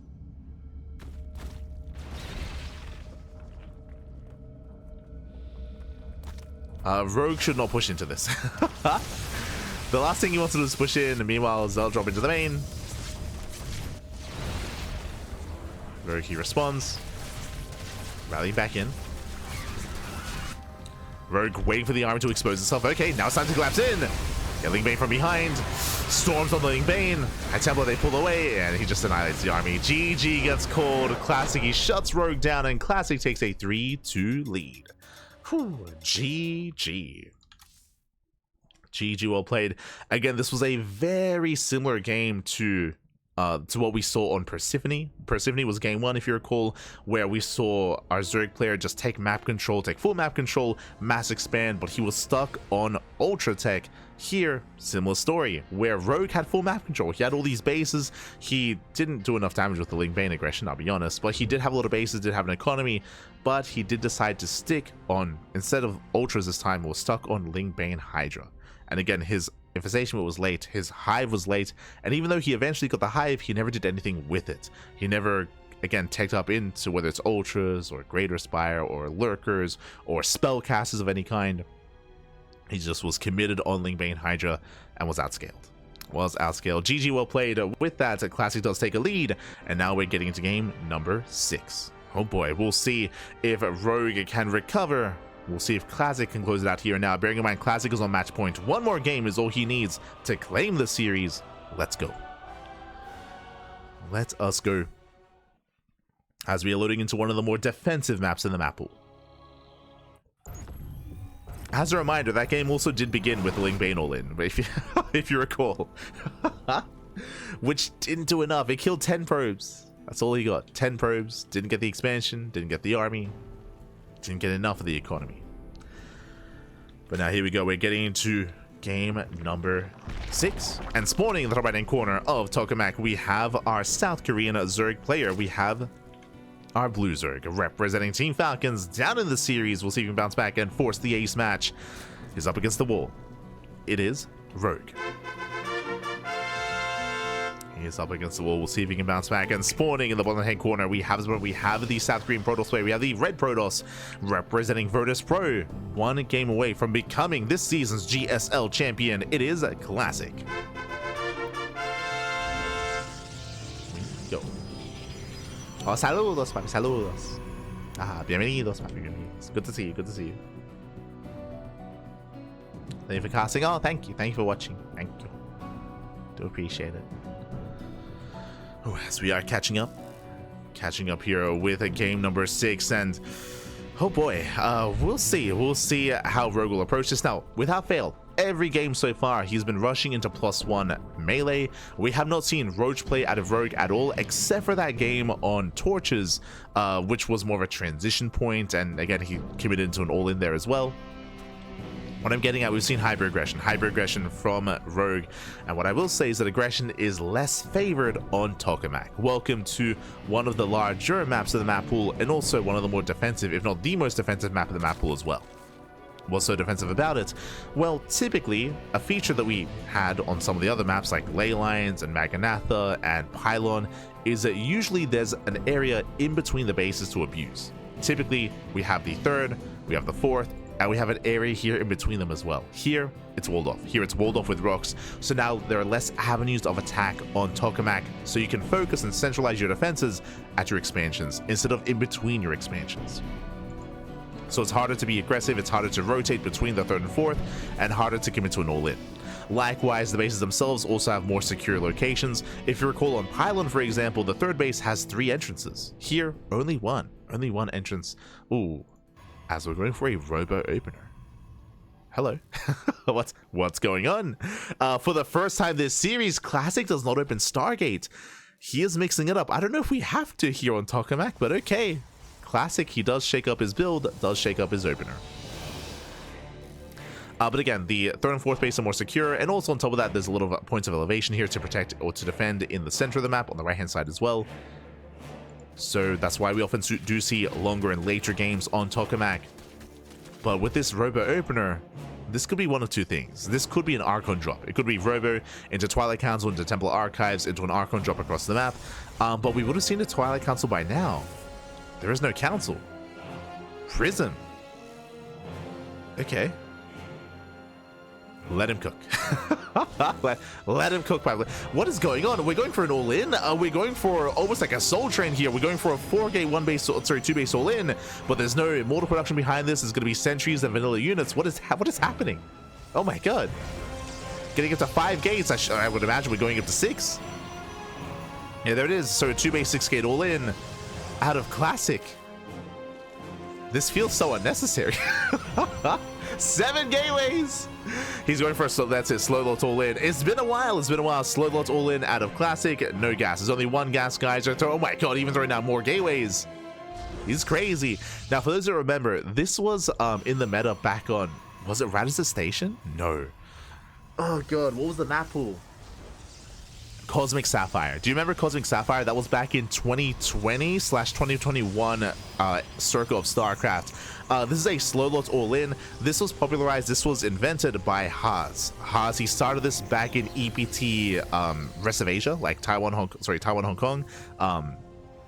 That kind of tournament is when Haas showcased it, and then the Koreans latched onto it, and then some of the Europeans as well. There was like a period, I want to say like a 3-month period in the meta where like this was seen more often here as we're going for that solo all in. And of course, infamously, we saw Chappie die to this. Chappie played against Pez at PAX Australia. This was like in 2021. And yeah, there was so much trash talk before this. There was so much trash talk before the tournament. Chappie was so confident. He was so confident about his match and about his series. And Pez, he just slow loaded the hell out of him. Let's go. Here comes a slow load all in. Who needs charge when your opponent's coming to you? Now we're focusing a lot here on Classic Roaches. Now, if Rogue was going into Ling Hydra again, he would be dead, but he has a Roach Warren.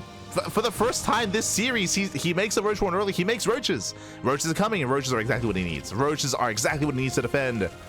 The solo all-in has arrived. Does head towards only between the bases. Roaches are amassing. Ooh, the Prism is zoned away. Yeah, the Prism is zoned back. The Spores of the MVPs, they bully back the Prism. Oh my god. The Prism is bullied back. A lot of cells are going down. The reinforcements are delayed. And another Spore pushes forward as well. A very proactive style here from Rogue. Building up more Roaches. Focusing on the Prism. Prism goes down. Massive pickup. No more Prism. No more reinforcements.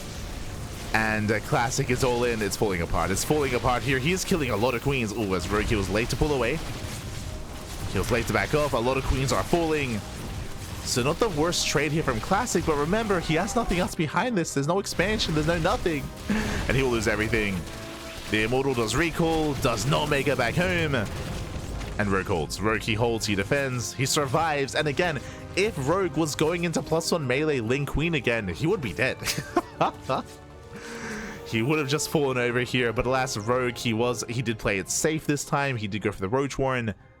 And with that, he survives. And again, like, this is, I would say, well thought out by Classic. Just because Rogue has been going +1 melee every game in this series, if he had done it again, that should have been it. That should have been game. But Rogue, he happens to play safe this time. Happens to play safe. Happens to get the Roach Warren, invest into Roaches. I mean, it also helps that I'm sure he was scouting and checking there was no third, right? There was no third, which was to tell that something was wrong.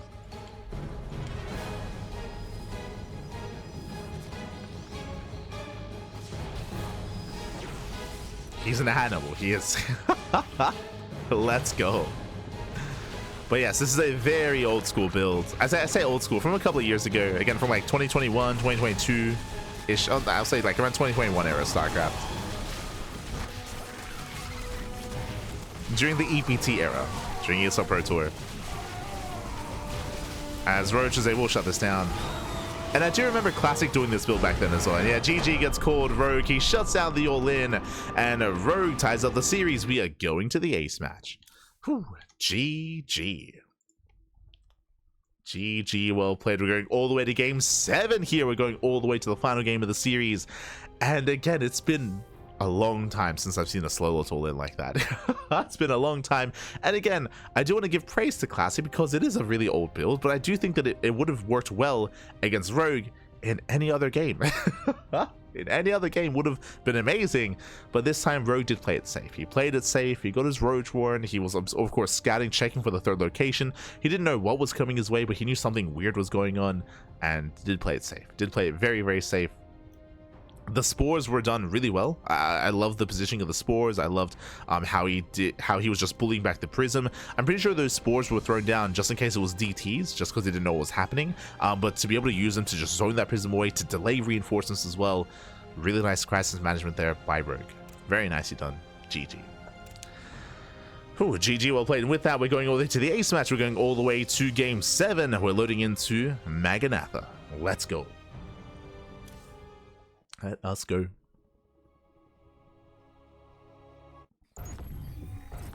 Cheesadelphia build. Is Haas the mayor of Cheesadelphia? Is that is that how that works? Maybe.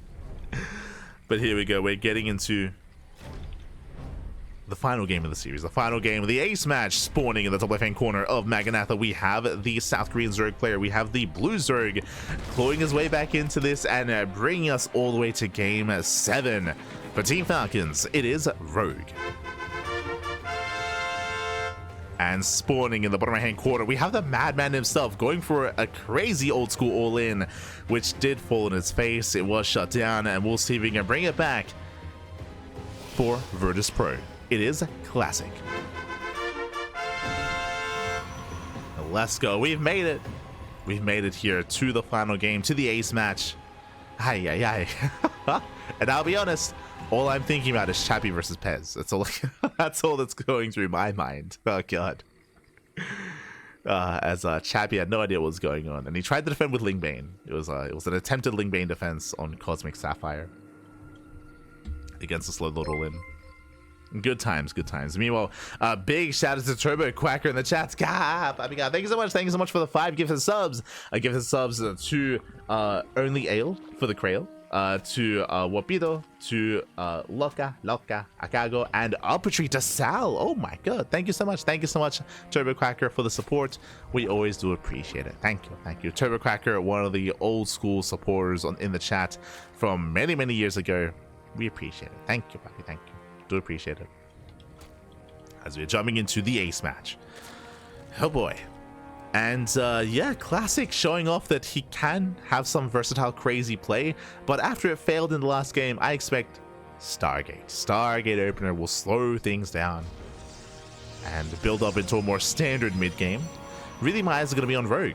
Rogue, what's the plan here? Now, Maganatha, welcome one and all. Maganatha is the largest map of the map pool, longest rush distance by ground. Longer and later games are seen more often on this map. As a result, it is more difficult to pull off all-ins, but there are certain styles that you can still pull off. You know, who doesn't care about the rush distance by ground? Nidus, right? Like Nidus-based all-ins, they can still be very effective on Maganatha because of how large the map is. Mutaplay. We haven't seen Aspire, we haven't seen Mutas yet, but Mutaplay can also be effective on a map like Maganatha as well. Going for a standard opener, Roach into Spire. Likewise, we could just see a standard game. We could see a standard game getting into Ling Hydra, into Lurker Tech. We haven't seen a single Lurker out of Rogue this entire series, by the way, as he has been insanely aggressive this entire series. Have we seen any macro out of Rogue? Like, the closest macro game that we got out of Rogue was game 1, where we saw him max out on Ultras. But even then, like, yeah, it was macro, yes, but it was also it wasn't very, he fell behind tech-wise. He was stuck on Ultras, couldn't get out of it. But you could argue that was maybe the most standard game that we've seen out of Rogue so far, was game 1. Oh god. So do we finally macro? Do we finally drone up and embrace a longer game? What's the plan?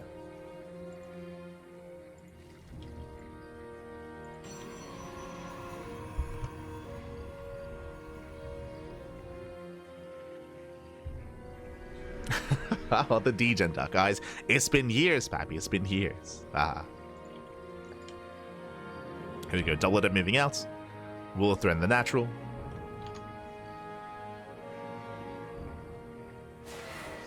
As I saw Delphus in the chat earlier, one day I'll be good. I believe, Pappy. I believe. You'll get there. Ooh. As double depth is the mineral line, getting 1, getting 2 drones, getting 3 towards the end. Nothing major. The 3 workers do go down. So not a bad start here for Classic. The Oracle does move out. Does threaten the mineral lines. And it's going to be zoned away. Eva Chamber has been thrown down. Now, based on the Evo Chamber timing, this is a little bit later than we've seen in the past. So I'm leaning towards plus on melee again, just because we've seen it almost every game. Almost every game except for the last one, we have seen plus on melee into a Ling heavy style. I would imagine we're going to see that again. And we should be skipping the Roach Warren. Should be skipping. As we now have the gas. Melee's on the way. Yeah, so once again, rushing into plus on melee. Now, this does not have to go into a Ling Bane bus. I know we've seen a lot of Ling Bane all-ins this series. We have, it's true. But especially on Maganatha, I'm leaning away from that. This could just be plus on melee into Ling Hydra.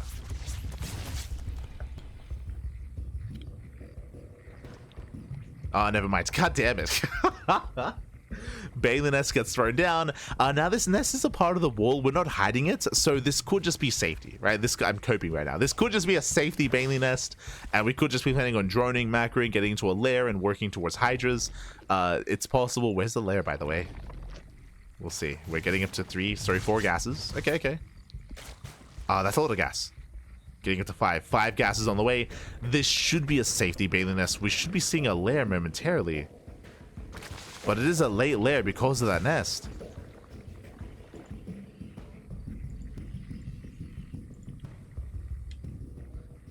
Behind this, we just see Classic taking up into Storm.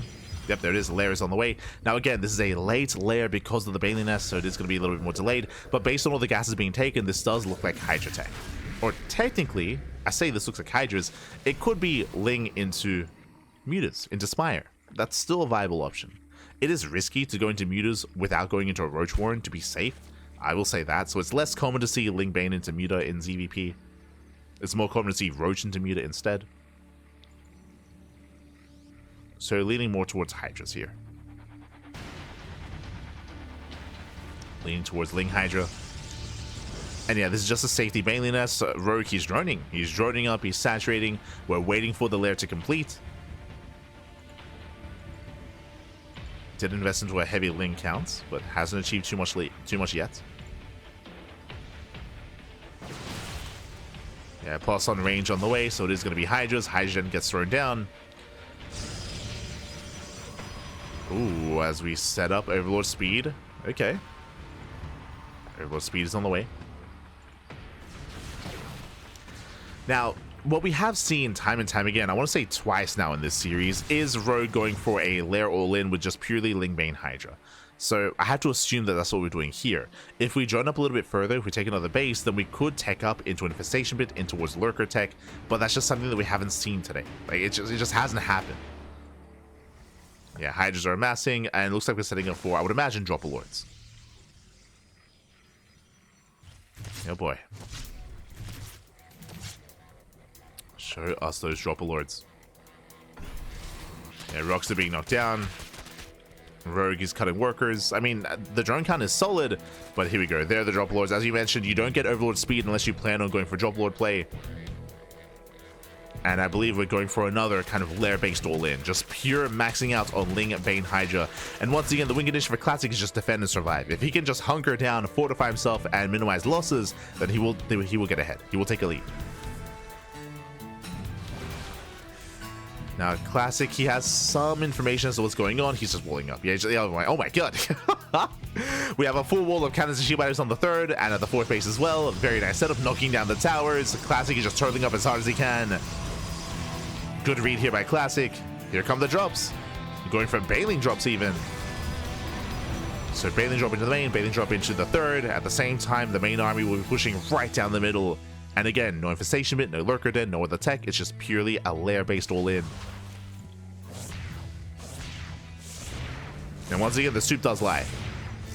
Ooh, as the drop load goes down. Only 5 bailings. Sorry, only 5 pro kills. And again, Rogue is max, but it's an inefficient army here. Like, it doesn't scale amazingly into a longer game. The pressure is on. Pressure is on.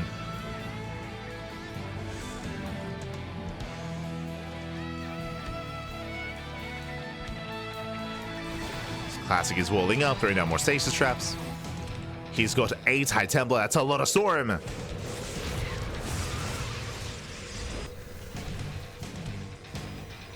we go. Rogue moving in.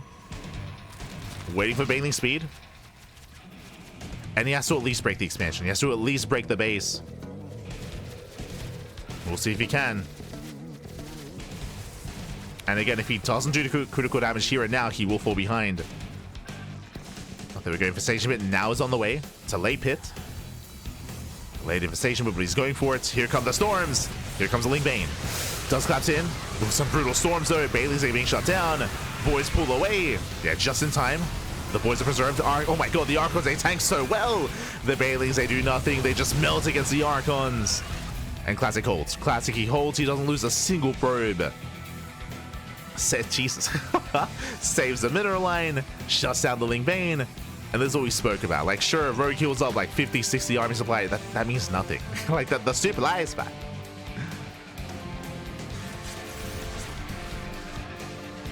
And here we go. Here comes the Sky Toss. So Classic getting further ahead. As you mentioned, Rogue, he has to at least break the expansion. So far, he's failed to do so. He's going to keep going. I mean, there's no other choice. Like, what can we do from here? He has to try again.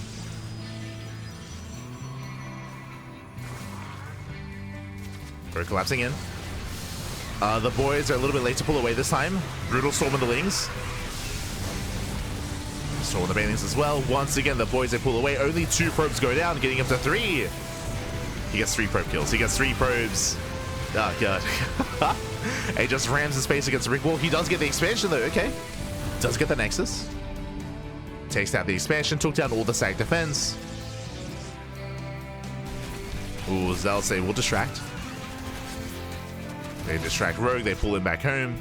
Now, what's important here is that he did not cripple the economy, but he did kill the expansion, did reset the side defense here, so this position is weaker. That means that, hey, 3rd time's a charm. So Rogue is gearing up for wave 3, and the position is weaker, but the army here is terrifying. Here, like, Classic has a massive army. Remember earlier how he was defending, despite being down 50 supply? Now he's down 20 supply. Like, that's huge.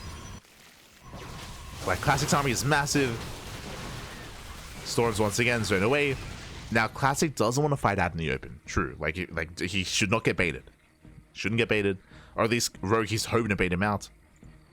He wants to lure Classic out into the open, and then he can surround.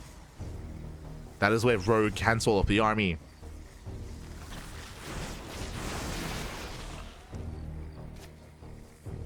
You can see he's setting up for the surround. So far, Classic doesn't take the bait. He doesn't take it, throws down the wall of side defense, cannons and shield batteries. Bailey's rolling in once again. Storms, they do connect. Oh god, the storms are brutal. Storms, they shut down the Link Bane. Okay, the Link Bane just funneled into a choke point here. And the supply is evening up. Oh boy. Yeah, Classic, he does defend, he survives, he saves the expansion, now he's resaturating. And behind this, I believe we have the Fleet Beacon. Yeah, the Fleet Beacon is done. Now, if Classic, if he were to take up too quickly into Tempest, he would just die. Like, again, because Rogue has been all in this entire time, you don't want to take up too quickly. You need that ground army first, and then when you have some breathing room, then you can get like a Tempest here and there. A Mothership. Mothership's on the way. Again, if you take up too quickly, if you make too much Sky Toss at once, because it takes so long for it to produce, you can't just die. So Classic has to take it slow. Has to take it slow here. This is going to be wave 4. It's like Classic's playing like a co-op campaign mission. Survive the wave of Zerg. Oh, as he does fight in the open. Immortal's going down. High Templar as well. Couple of nice pickups, but the army is distracted. Zealorame gets in, gets 6 drone kills. So Roki can't capitalize on Classic, but the Prism goes down. Okay. Prism does fall. We have 1 carrier in production. Sorry, 2 carriers. Never mind. We cancel. Tempest on the way. I mean, again, Tempest, they do scale better instead of carrier. But they're a long ways away. Classic trying to be proactive. Oh, the side defense has to be rebuilt. Very nice storm. Nice storm on the Hydras.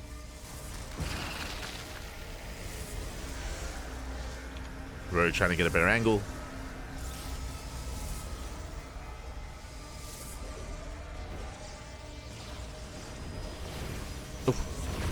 As once again the storms are brutal. Stage traps are not ideal, but the choke point is insane. Again, the Banelings, they do take down, I want to say, 2 Eye Templar. But again, that's not enough. Meanwhile, Zelda wreak havoc across the map at 11 more drones going down. Rogue losing too much. He didn't have much at home to begin with. Oh. Does recall. Wait, what? Oh, okay, he recalls back home. Yeah, he recalled the Zelda back home. Does save whatever he can. And for the first time in a long time, Classic takes the supply lead. Rogue, he plummets in supply. He lost so much Ling Bane, and he lost workers as well. And everything is swinging heavily now in favor of Classic. Like, Classic, his win condition will survive and defend, and he pulled it off. He survived, he defended that. Did lose the base that one time, but that was the only time he was ever looking any weaker here back at home. He weathered the storm, and now we can see Hive, Hive, Lurker Den, Spire as well. All of this is late. This could have been thrown down long ago, but Rogue, he decided to go all in instead. Rogue has been all in this entire time. Now he's teching, but this tech, it's not going to come into play. Not before Classic pushes. Like, this is just an admission that Rogue knows he can no longer break Classic. And he's hoping that Classic's passive. True. Like, if Classic stays at home, if he's overly defensive, if he's overly passive, then Rogue can finish up this tech and switch into Lurkers and Corruptors and Infestors and Vipers. Rogue, he can get there if given time.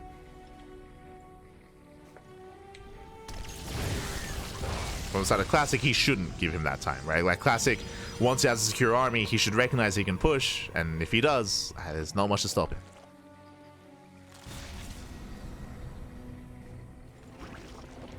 There we go, we have 8 Lurkers morphing in.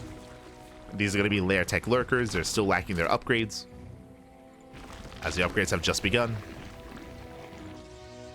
And we do need as many Lurkers as possible. There we go, 17 Lurkers on the way. And is it going to be enough? Can he hold? Can he survive?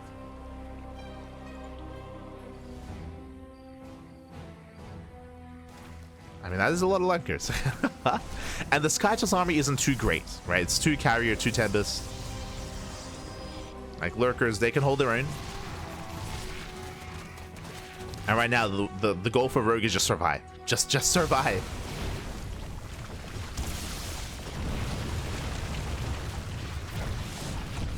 As Spores, they're buying time. They're buying time, and again, there's only 2 Tempests, so it takes a long time to work through the Spores and to work through the Lurkers. Ling Rumba at the same time, but there are there are High Templar in position. The Templar are ready.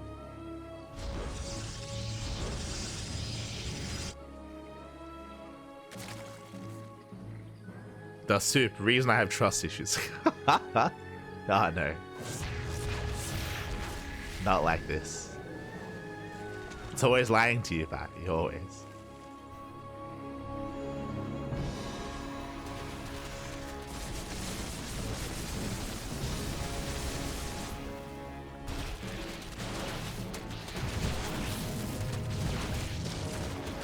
Oh.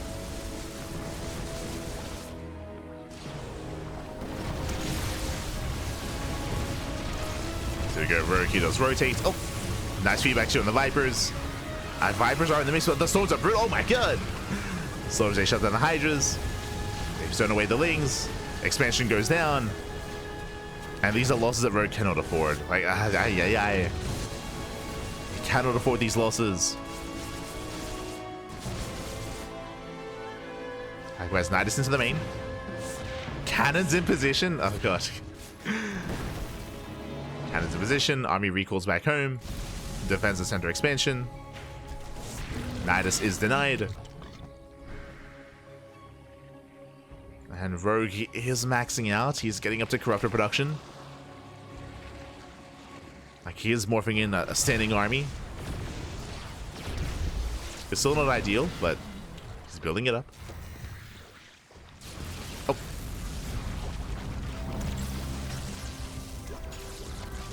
Now, what's scary here is that because Rogue's drone count is so low and his base count is low, it means that if he takes a bad fight, he cannot remax.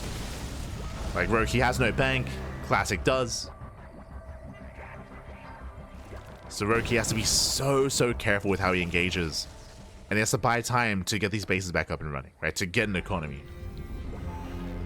Because currently that economy is non-existent, or it's lacking.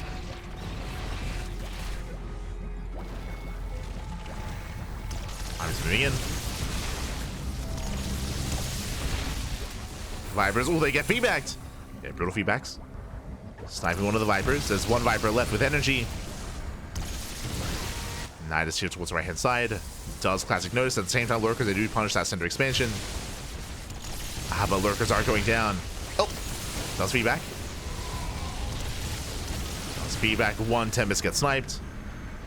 Nidus does finish. There's nothing in the Nidus. There's nothing inside.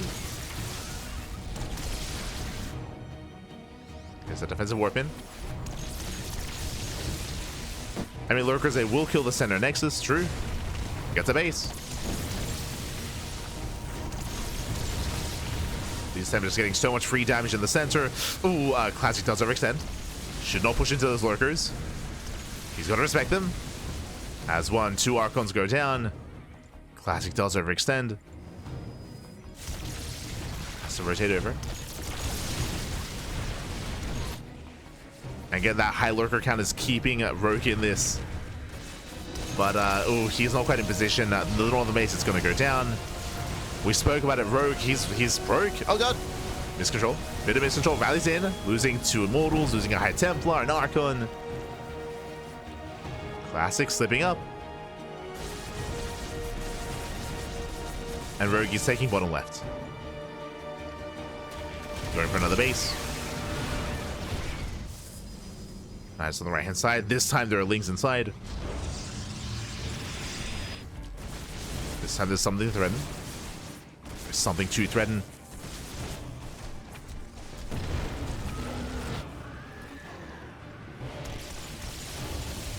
We'll catch it. Oh no, the Corruptors! The Corruptors. Oh no, they stack up. No, they stack up, and every Corruptor goes down. That should not have happened.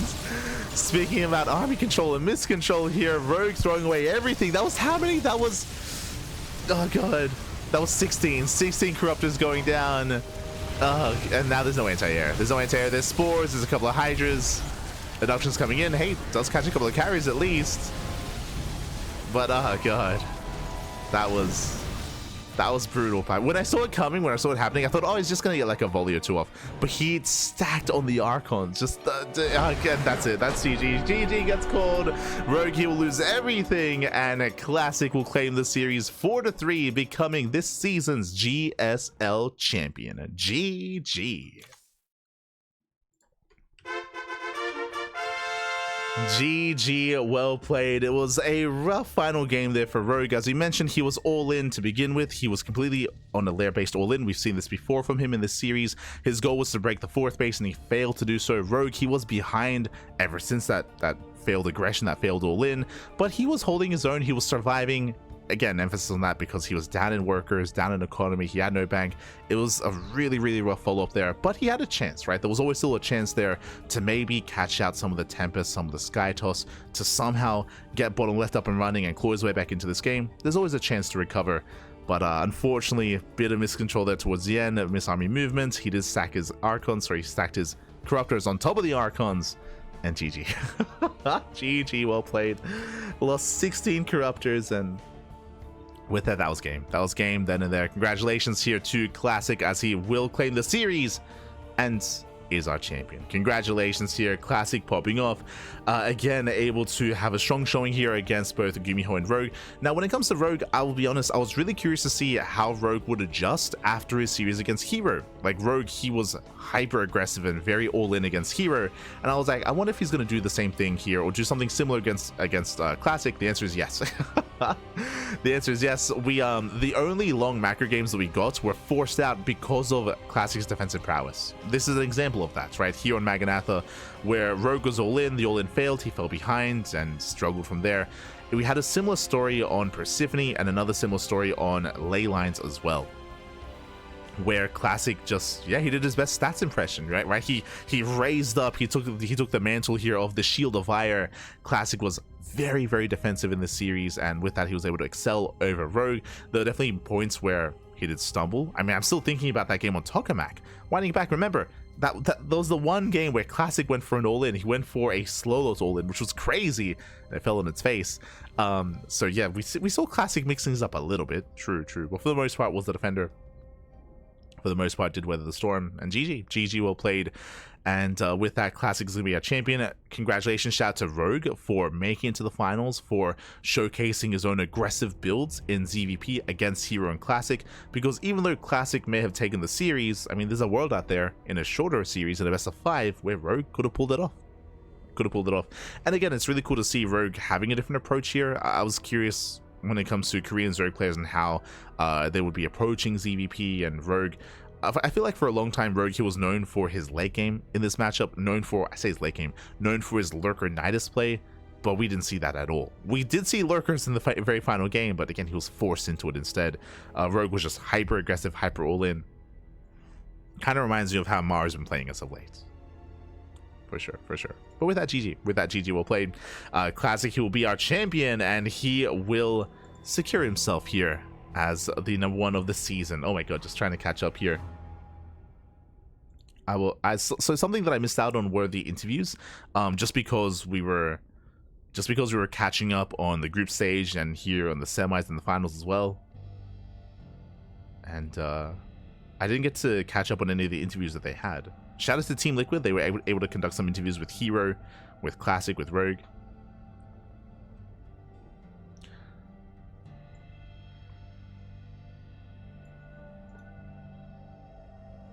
Save with the crafters. Saved up. So I'm just curious. According to a league, sorry, I'm just gonna quickly go over some of the questions that were asked here to the players. This was the Hero. According to a league, like, your PvP is the best in the world. I think I would agree with that. I haven't seen a league, but if you recall, we have been giving a lot of praise to Hero's PvP just because of his dominance over Max Packs and over Classic and some of the other Protoss players out there. But that knocked you out in the winners match. So into the losers match. Did you alter your approach at all when you two played with a spot in the semifinals on the line? Hero saying, I think I made some rash decisions tonight, since I was putting a lot of pressure on myself to advance in first place, so as not to eliminate my former teammate, Bunny. I appreciate that he makes this distinction, just because for those, we bring this up all the time, a lot of the ex-CJ players are still good friends even now, specifically Hero, Bunny, and Shin. Hero, Bunny, and Shin, like, they do hang out outside of just like the game. Like, they do like they get food together, they hang out outside of just StarCraft. So it's cool that he gives reference to that. Once he was knocked out, however, I determined to make sure one of us advanced. I think that helped me calm down. There you go.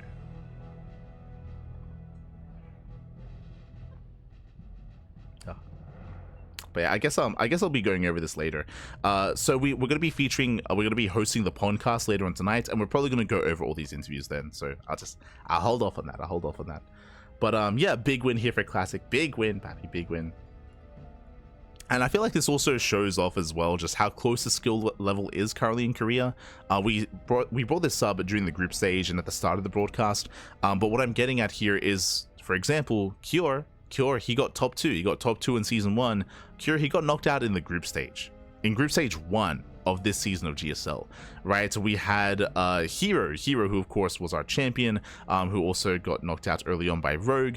We had Maru, who's maybe a better example. Maru, he's the DreamHack Dallas champion. He got knocked out in the group stage as well. He got knocked out by Gumiho in the group stage. So again, players like Hero, Maru, Classic, Rogue, like, there are obviously really strong players, don't get me wrong, but a lot of them, like, they trade back and forth, right? Like, there's no, right now there's still, I feel like there's still a lot of, the Korean scene is still in flux. Like, right now there's a lot of players that can all take series off of each other, and it's really hard to, like, distinguish yourself amongst the rest here. I still do give a lot of credit, and I still do think that Hero is the best player in South Korea, but, like, clearly, like, there's so many others in Korea as well that can take maps and take series and can threaten, like, all the others as well. Like, right now, like, the hierarchy in Korea it's very close, which makes for some really entertaining games and really exciting series as well, for sure. Like, almost everyone can beat everyone. essentially. So it's interesting to see.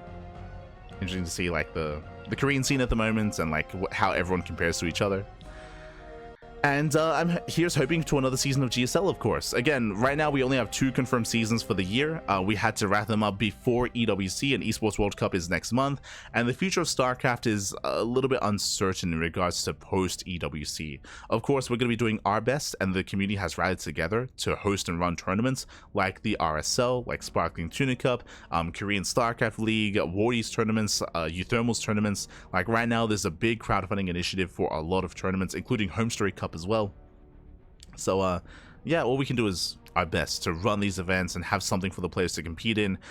Even though the EPT circuit has concluded, there is still of course a chance that StarCraft is going to be featured at EWC on an annual basis. There's no confirmation, it's not set in stone that like, oh, you're kind of like locked in for 3 more years of EWC. Not at all. We have to kind of like hold our breath or with bated breath, like, you know, hope that maybe every year we do have a StarCraft event at EWC. Outside of that, it's going to be on us, it's going to be on the community to run our own tournaments, right? And do what we can to keep that scene going. So much love here to those working behind the scenes for the RSL. Much love to Tasteless, to State, to Gemini, to Ziggy as well for working hard to make the RSL reality. I know that they recently got a new sponsor. They sponsored and partnered with Archon Studio, the StarCraft Miniatures team, or the team working on the StarCraft Miniatures game, and they got their prize pool like boosted by like 100%. I want to say like it like doubled, like their prize pool doubled, which is huge. And that's also part of the reason why we're not going to be casting tonight, and why we're not going to be going over the RSL. Hold on, should just catch up. Here. You can see our schedule, sorry, not tonight, but the other days. So Tuesday, Wednesday, and Friday, you can see that we have nothing scheduled there because we're intentionally leaving that open for the RSL. Tonight is different. Tonight we do have a lot going on. We were asked to cover some tournaments, so we're going to be all over that for OSC King of the Hill and for the podcast as well. But again, for Tuesday, Wednesday, and Friday, we wanted to make sure we were leaving it open for the RSL, for the Rival StarCraft League.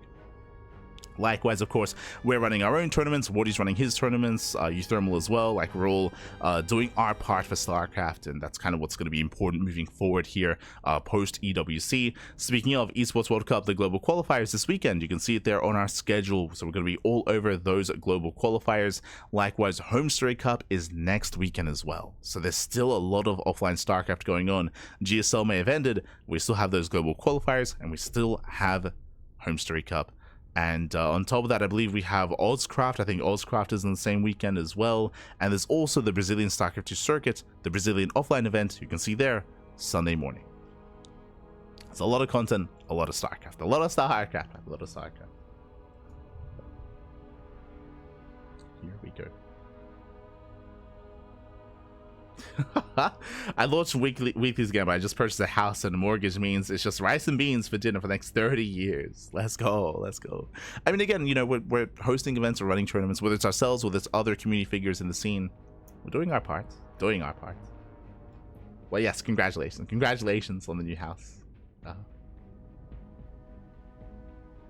For sure. Close meta players make for the best games that series. For sure. 100%. But yes, we're going to be wrapping up. We're going to be wrapping up here for the time being. And again, congratulations to Classic for becoming our new champion here. And of course, we're going to be live at 7 p.m. KST. That's going to be 8 p.m. AEST. That's going to be 6 hours. We're going to be live in 6 hours time with the podcast. We're going to be catching up on all things StarCraft, going over, discussing some of the recent results of the week, some of the recent news as well. And we also have OSC King of the Hill right after the podcast. So back-to-back broadcasts later on tonight. Tomorrow we have Kung Fu Cup. Over the weekend we have EWC, we have Sparkling Tuna Cup, and the Brazilian StarCraft II circuit. So plenty of content over the weekend, as always, here on the CranKy Ducklings. As always, thank you so much for watching. Thank you so much. We do appreciate it. Do appreciate the support, and we're going to be wrapping up here for the time being. When it comes to the future of GSL, that is a little bit uncertain. They do have their own Patreon. They do have their own crowdfunding. So depending on the support on Patreon, we might see another GSL in the future as well. But that's still yet to be determined. I think we're still, we're still kind of waiting for any kind of news regarding that. But regardless, GG, well played. And with that, we're going to be heading off. We're going to be heading off here for the time being, and we'll see you guys in 6 hours. I'm gonna go get some breakfast. I'm gonna go get some food, get some breakfast. I'm gonna take a break and maybe get a nap as well before the long night of StarCraft ahead of us, because there's a lot of casting still to come. As always, a lot of casting to come. If you want to support us here on the CranKy Ducklings, you can do so via all the socials. We do stream on YouTube at the same time, so we're live on YouTube, we're live on Twitch. We do upload VODs to YouTube on a daily basis, so there's plenty of VOD content to consume. If you see something that you want to watch here live, and if you cannot watch it live, then YouTube is the place to be. Otherwise, you can also support us on Patreon. !Patreon in the chat. Our Patreon is designed to fund our tournaments, specifically Sea Duckling Open, Master Sworn Open, and Sparkling Tuna Cup as well. Bam! You can see our events here on my right. We do run them on a regular basis, and they are all funded via Patreon, and you can help us grow these events via Patreon as well. Currently, 100% of the money on Patreon goes towards the players. It all goes towards prize pools. I say currently because once we reach our goal, the next goal would be to pay out casters and admins. That's going to be our future goal once we reach this one. So that is the plan. Currently, though, again, it's all for the prize pool, all for the players. We do what we can. We do what we can, Papi. So thank you so much to all of our patrons. Thank you so much to all of our supporters. Thank you. Thank you. Do appreciate it. Otherwise, thanks for watching. Thanks for watching. And we'll see you guys later on tonight or tomorrow for some more StarCraft action. See you then. See you then, Papi. See you then. Until next time.